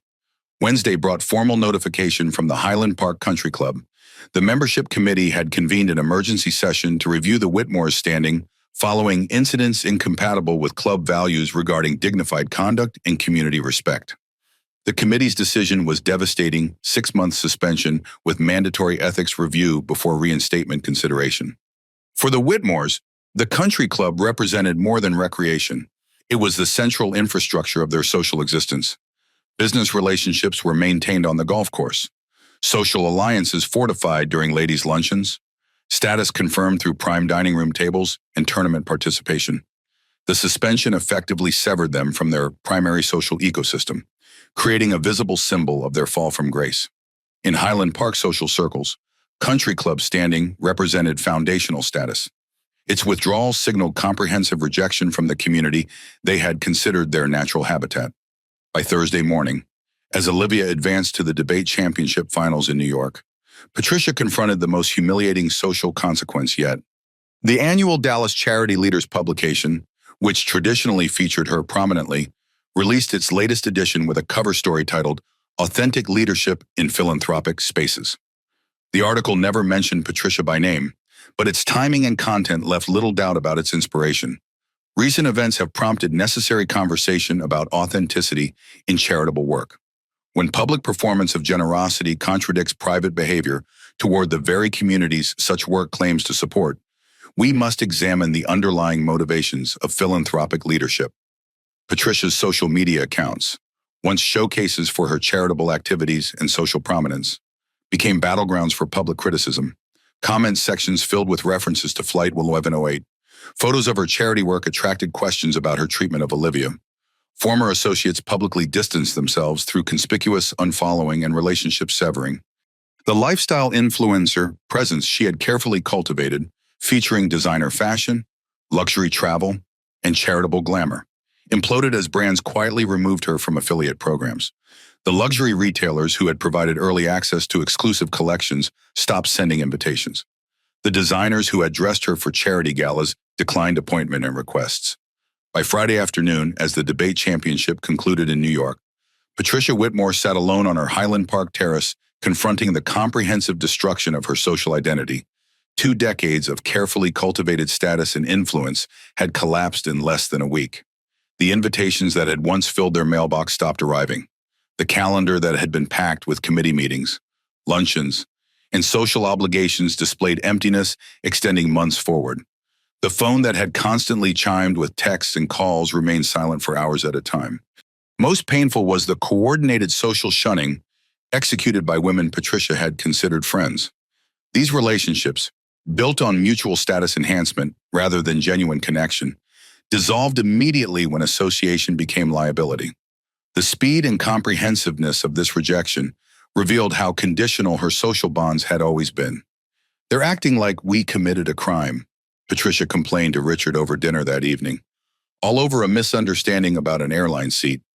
Richard, confronting his own professional devastation, replied with unexpected clarity, "It wasn't about the seat, Patricia. It was about who we revealed ourselves to be when we thought we could act without consequences. They're not rejecting us because of what happened on that plane. They're rejecting us because now they know who we really are." The observation silenced Patricia's complaints. Beneath her carefully constructed social persona, the philanthropic leader, the community volunteer, the cultural patron, had existed a person willing to humiliate a 17-year-old girl for personal convenience. The viral video had simply made visible what had always been present beneath her social performance.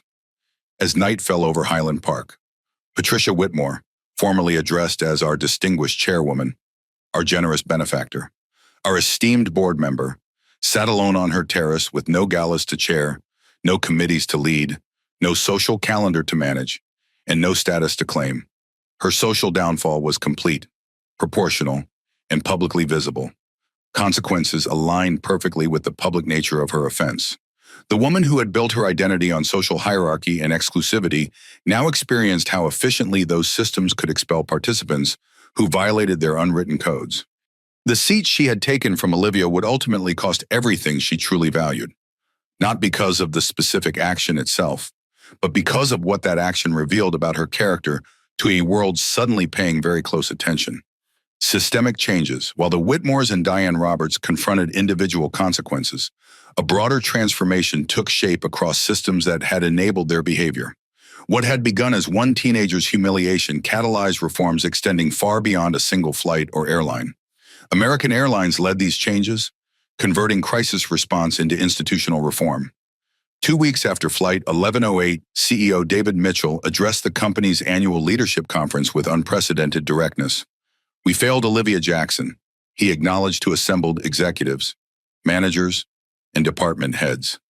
Not just through one gate agent's actions, but through systems that enabled discrimination, discouraged accountability, and prioritized certain customers over basic dignity. Today we begin fundamental reform. The reforms extended beyond the immediate policy changes announced during the crisis. American implemented a comprehensive seat integrity guarantee prohibiting involuntary downgrades without significant compensation. Gate agent discretion for seat reassignment was curtailed through mandatory supervisor approval and documentation requirements. Training programs were redesigned with civil rights organizations' input, emphasizing non-discrimination as fundamental rather than supplementary. Most significantly, American established independent oversight mechanisms. The Passenger Advocate Office operated outside normal management structures, reporting directly to the board's ethics committee. Anonymous reporting systems encouraged employees to flag potential discrimination without fear of retaliation. Quarterly audits analyzed seat assignment patterns for demographic disparities, with results publicly reported. These changes reflected a fundamental shift in corporate understanding. Recognition that discrimination wasn't merely a customer service issue but a systemic failure requiring structural intervention. Americans' comprehensive response established industry benchmarks that competitors quickly adopted. Within 30 days, Delta, United, and Southwest announced similar reforms. Within 60 days, the changes had expanded internationally, with British Airways, Lufthansa, and Singapore Airlines implementing comparable protections. The airline industry's collective response transformed one passenger's humiliation into protection for millions of future travelers. Transportation regulatory bodies accelerated existing reform initiatives. The Department of Transportation announced expanded investigation protocols for discrimination complaints, with enhanced penalties for confirmed violations. The FAA implemented strengthened oversight of gate operations, including random compliance checks for seat assignment integrity. Congress held hearings examining transportation equity, with Olivia's experience featured as a case study in discriminatory practices and accountability failures. Legal education incorporated the incident into professional ethics curricula. Law schools across the country added the Flight 1708 case study to professional responsibility courses, examining how Richard Whitmore's conduct violated core ethical principles. Bar associations developed continuing education modules analyzing the boundaries of appropriate professional authority. Legal ethics journals published analyses of how privilege distorts perceptions of entitlement and authority. Corporate governance experts studied American Airlines' response as a model for crisis management and institutional reform. Business schools incorporated the case into ethics curricula, examining how corporate culture enables or prevents discriminatory practices. Diversity consultants developed training modules using Flight 1708 to demonstrate how bias operates in customer service environments. Media analysis evolved from reporting the incident to examining systemic patterns. Major outlets produced investigative series on transportation discrimination, revealing Olivia's experience reflected widespread practices rather than isolated failure. Social scientists published research on how viral accountability was changing institutional behavior across industries. Communication scholars analyzed how digital documentation was transforming power dynamics between corporations and individuals. These systemic changes reflected something Olivia had articulated in her championship debate presentation. Justice requires not just individual remedy, but structural reform. When systems enable discrimination through discretion without accountability, addressing individual incidents without reforming underlying structures simply perpetuates the cycle. The reforms extended beyond transportation into adjacent industries. Hotels implemented enhanced non-discrimination training for front desk staff who controlled room assignments. Restaurants reviewed seating protocols to prevent demographic steering. Event venues established monitoring systems for equitable access practices. Educational institutions incorporated Flight 1708 into their curriculum. High school debate programs studied Olivia's championship performance as a model for integrating personal experience into broader systemic analysis.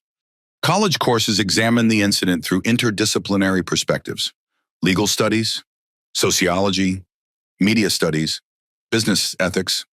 Graduate programs analyzed how social media documentation was transforming accountability mechanisms across institutions. Perhaps most significantly, the incident transformed public understanding of how discrimination operates in everyday systems. Millions who watched the viral videos recognized similar patterns in their own experiences: the selective enforcement of policies, the casual dismissal of legitimate rights, the way authority figures often assume certain people don't belong in premium spaces. This expanded awareness created new expectations for institutional behavior. Companies faced increased pressure to establish transparent accountability mechanisms. Consumers became more attentive to equity in service delivery. Individuals gained confidence in documenting and challenging discriminatory practices, knowing viral attention could force institutional response.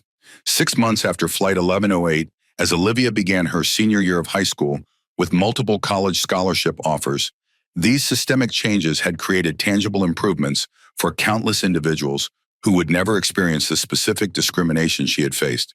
Gate agents received clearer guidelines limiting discretionary authority. Passengers gained stronger protections against arbitrary downgrading. Corporate policies established explicit non-discrimination standards with meaningful enforcement mechanisms. Legal and business professionals confronted enhanced ethical expectations regarding appropriate use of authority. The seat that Diane Roberts had reassigned and the Whitmores had taken now represented something beyond Olivia's individual experience. It had become a catalyst for institutional transformation, a case study in how systems can change when accountability becomes inescapable. As American CEO had acknowledged in his leadership address, sometimes it takes one perfectly documented failure to reveal the need for comprehensive reform. Olivia Jackson's experience exposed weaknesses we should have addressed long ago. The changes we implement today will protect thousands of passengers whose stories might otherwise never have been heard.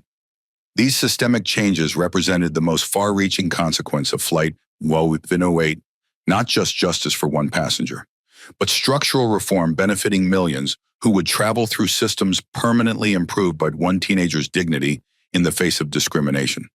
Olivia's triumph. The grand ballroom of the Marriott Marquis fell silent as the timekeeper raised her hand. For the final round of the National Youth Forensics Championship, the topic remains systemic barriers in modern contracts. Olivia Jackson, representing Roosevelt High School, has 7 minutes for her closing statement. Time begins now. Olivia stood at the championship podium, facing a capacity audience of competitors, coaches, judges, and observers. The semifinal victories had advanced her to this final round against Phillips Exeter Academy's champion. The culmination of 6 months' preparation now distilled to 7 crucial minutes. She surveyed the silent room, noting the 5-judge panel with their scoring rubrics. The previous segments of the debate had been technically excellent, with both competitors demonstrating mastery of theoretical frameworks and statistical evidence. But Olivia understood that championship rounds were often decided by closing statements, the final opportunity to synthesize arguments into compelling narrative. Distinguished judges, worthy opponent, honored guests, she began, her voice clear and confident. Throughout this debate, we've examined how seemingly neutral contractual systems produce discriminatory outcomes through selective enforcement, information asymmetry, and procedural complexity. Her opening established the technical foundation before pivoting to something more powerful. But beyond statistical patterns and legal frameworks lies a more fundamental truth. Systems reflect the values of those who design and control them. When those systems enable discrimination through unchecked discretion, addressing individual incidents without reforming underlying structures simply perpetuates the cycle. Without direct reference to Flight 108, Olivia incorporated insights from her experience into a broader analytical framework. She examined how contracts often empower certain parties to make unilateral modifications, how enforcement discretion creates space for bias to operate, how threats of consequences silence legitimate complaints from disadvantaged parties. Consider transportation contracts, she continued, her example resonating with particular authority given her recent experience. When a provider can unilaterally modify terms, selectively enforce conditions, or create artificial barriers to remedy, the contract becomes not an instrument of mutual agreement, but a mechanism of control. The audience remained captivated as she built toward her conclusion. The technical excellence of her earlier arguments now supported something more profound, a vision of how contractual systems could be reformed to ensure dignity alongside efficiency. The affirmative position does not argue for abandoning contractual frameworks, she emphasized, addressing potential counter-arguments. Rather, we advocate for redesigning these systems with built-in accountability, transparent enforcement, and equitable remedy mechanisms. When discretionary authority can be exercised without documentation or review, those most vulnerable within the system will inevitably bear the greatest burden of that unchecked power. Her final minutes synthesized the debate's technical elements into moral clarity. Contracts should reflect our highest aspirations for fair dealing, not facilitate our basest impulses toward discrimination. When we acknowledge that seemingly neutral systems often reproduce existing inequities, we can begin designing structures that fulfill the true promise of contractual relationships, mutual benefit governed by consistent principles rather than arbitrary authority. As the timekeeper indicated her final seconds, Olivia delivered her closing with the quiet authority that had impressed witnesses aboard Flight 1108. Justice requires not just individual remedy, but structural reform. And reform begins with recognizing that systems are not immutable. They are human creations that can be redesigned to reflect our evolving understanding of fairness, dignity, and equal treatment under law. The timekeeper's hands signaled conclusion. For a moment, the ballroom remained completely silent, the audience processing what they had witnessed. Then, breaking tournament protocol, applause erupted. The standing ovation spread from competitors to coaches to judges. Recognition that they had witnessed something beyond technical excellence. The judges conferred briefly, though their decision seemed evident from their reactions during Olivia's presentation. When the head judge approached the microphone, her announcement confirmed what the audience already sensed. By unanimous decision, the National Youth Forensics Championship is awarded to Olivia Jackson of Roosevelt High School, Chicago. The victory represented more than an individual achievement. It validated Roosevelt High's commitment to forensics despite limited resources. It demonstrated that excellence transcended socioeconomic barriers. It proved that determination and intellectual rigor could triumph over structural disadvantages. Coach Williams embraced Olivia as she left the platform, both women overcome with emotion. "You didn't just win," Williams whispered. "You showed them all what's possible." The championship trophy, a crystal obelisk mounted on marble, was presented alongside an envelope that would transform Olivia's future. The tournament's scholarship award provided full tuition at any participating university, a list that included several Ivy League institutions and top public research universities. As photographers captured the presentation, Olivia noticed familiar faces in the audience. Eleanor Vaughn nodded approvingly from the third row.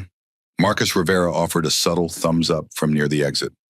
Several passengers from Flight 1108 had come to witness her academic triumph after supporting her through transportation discrimination. The ceremony continued with official photographs, congratulations from tournament officials, and presentations of finalist certificates.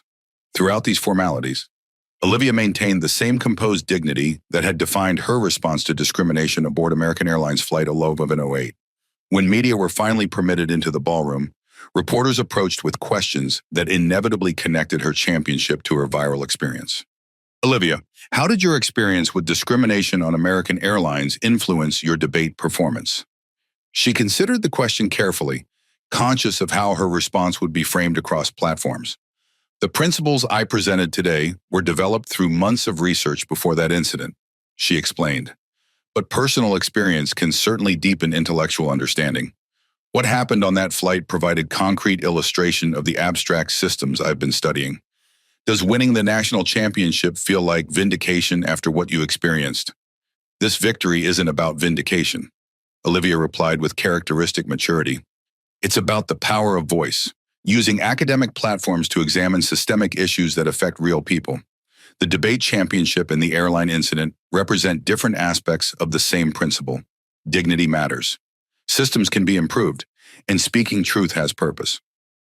As the formal ceremonies concluded, Olivia received an unexpected message. The president of Northwestern University requested a meeting in the hotel's executive lounge.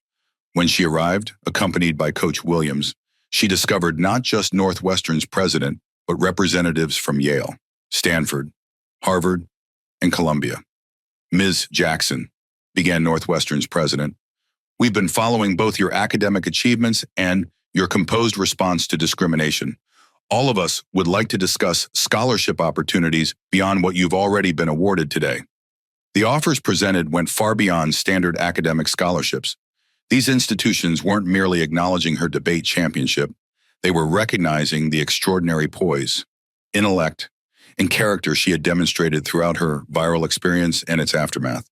By evening, as Olivia celebrated with her debate team in a private dinner hosted by American Airlines, her triumph had extended beyond competitive victory to include expanded future opportunities. The discrimination that might have derailed her journey had instead amplified her voice and accelerated her trajectory. Later that night, in the privacy of her hotel suite, Olivia FaceTimed her grandmother. Elaine Jackson's face filled the screen, tears streaming freely as she absorbed her granddaughter's triumph. "You did it, baby," Elaine said, voice breaking with emotion. "You flew up front. You showed them how it's done." "I did," Olivia confirmed, finally allowing her own tears. "But I couldn't have done it without you, Grandma, without everyone who believed in me." The conversation continued with practical discussions of scholarship offers, university visits, and future decisions. But beneath these logistical matters lay something more profound: the shared understanding that Olivia's journey represented not just individual achievement, but collective aspiration.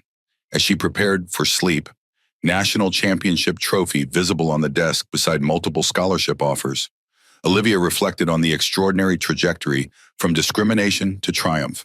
The seat Diane Roberts had taken from her, that the Whitmores had briefly occupied, had ultimately propelled her toward opportunities beyond what she had imagined possible.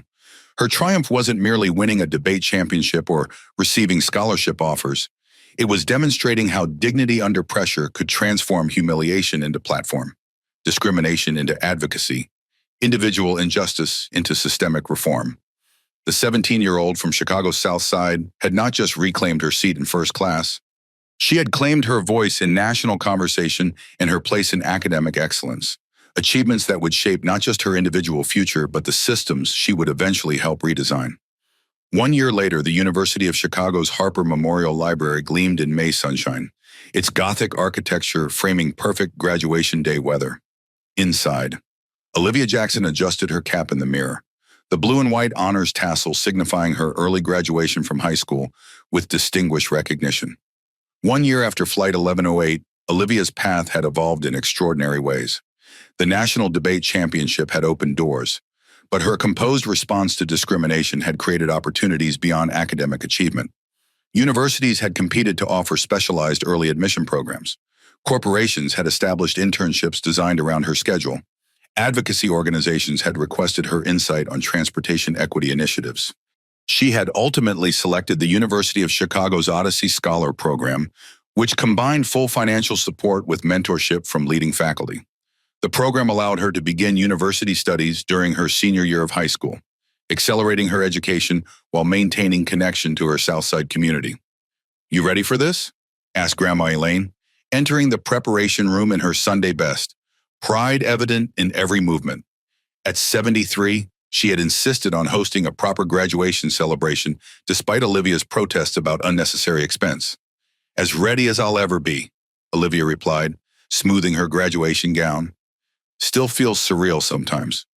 "Which part?" Elaine asked, adjusting her granddaughter's cap with practiced precision. "The early admission, the scholarship, or having your story taught in business schools across the country?"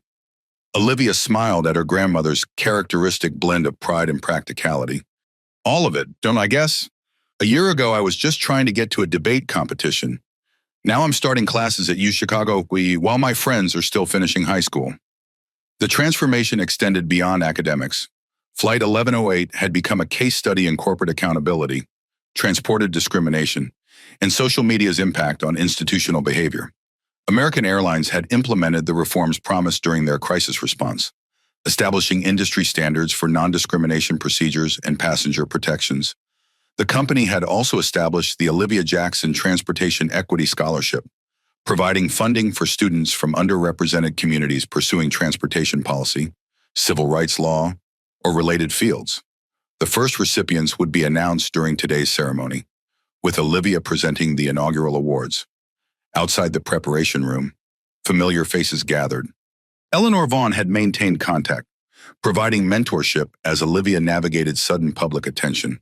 Marcus Rivera had been promoted to American Airlines' newly established Passenger Advocacy Division, implementing systems designed to prevent similar incidents. Jason Thompson's documentation of Flight 1108 had launched his career in digital journalism focused on accountability and social justice. Even the antagonist's stories had evolved in unexpected directions. Diane Roberts had ultimately pleaded guilty to lesser charges in exchange for community service and probation. She now worked at a nonprofit transportation equity organization, using her insider knowledge to identify and address discriminatory practices in airline operations.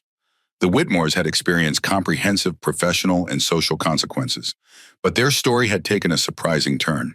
After months of exile, Patricia Whitmore had begun speaking to community groups about privilege, entitlement, and accountability. Richard had established a legal clinic providing representation to transportation discrimination victims, working to rebuild his reputation through genuine service rather than social performance. These transformations reflected something deeper than individual consequences. Flight 1108 had created a focal point for examining how discrimination operates in everyday systems and how accountability can drive meaningful reform. The incident had generated conversations in corporate boardrooms, university classrooms, policy discussions, and family dinner tables. As graduation attendees took their seats, Olivia prepared to address the audience.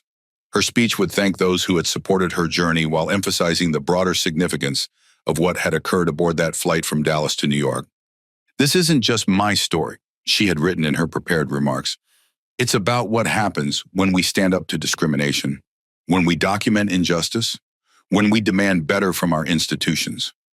What happened on that plane revealed problems much bigger than one-seat assignment, and the changes that followed will protect passengers who will never know their rights were strengthened by this incident.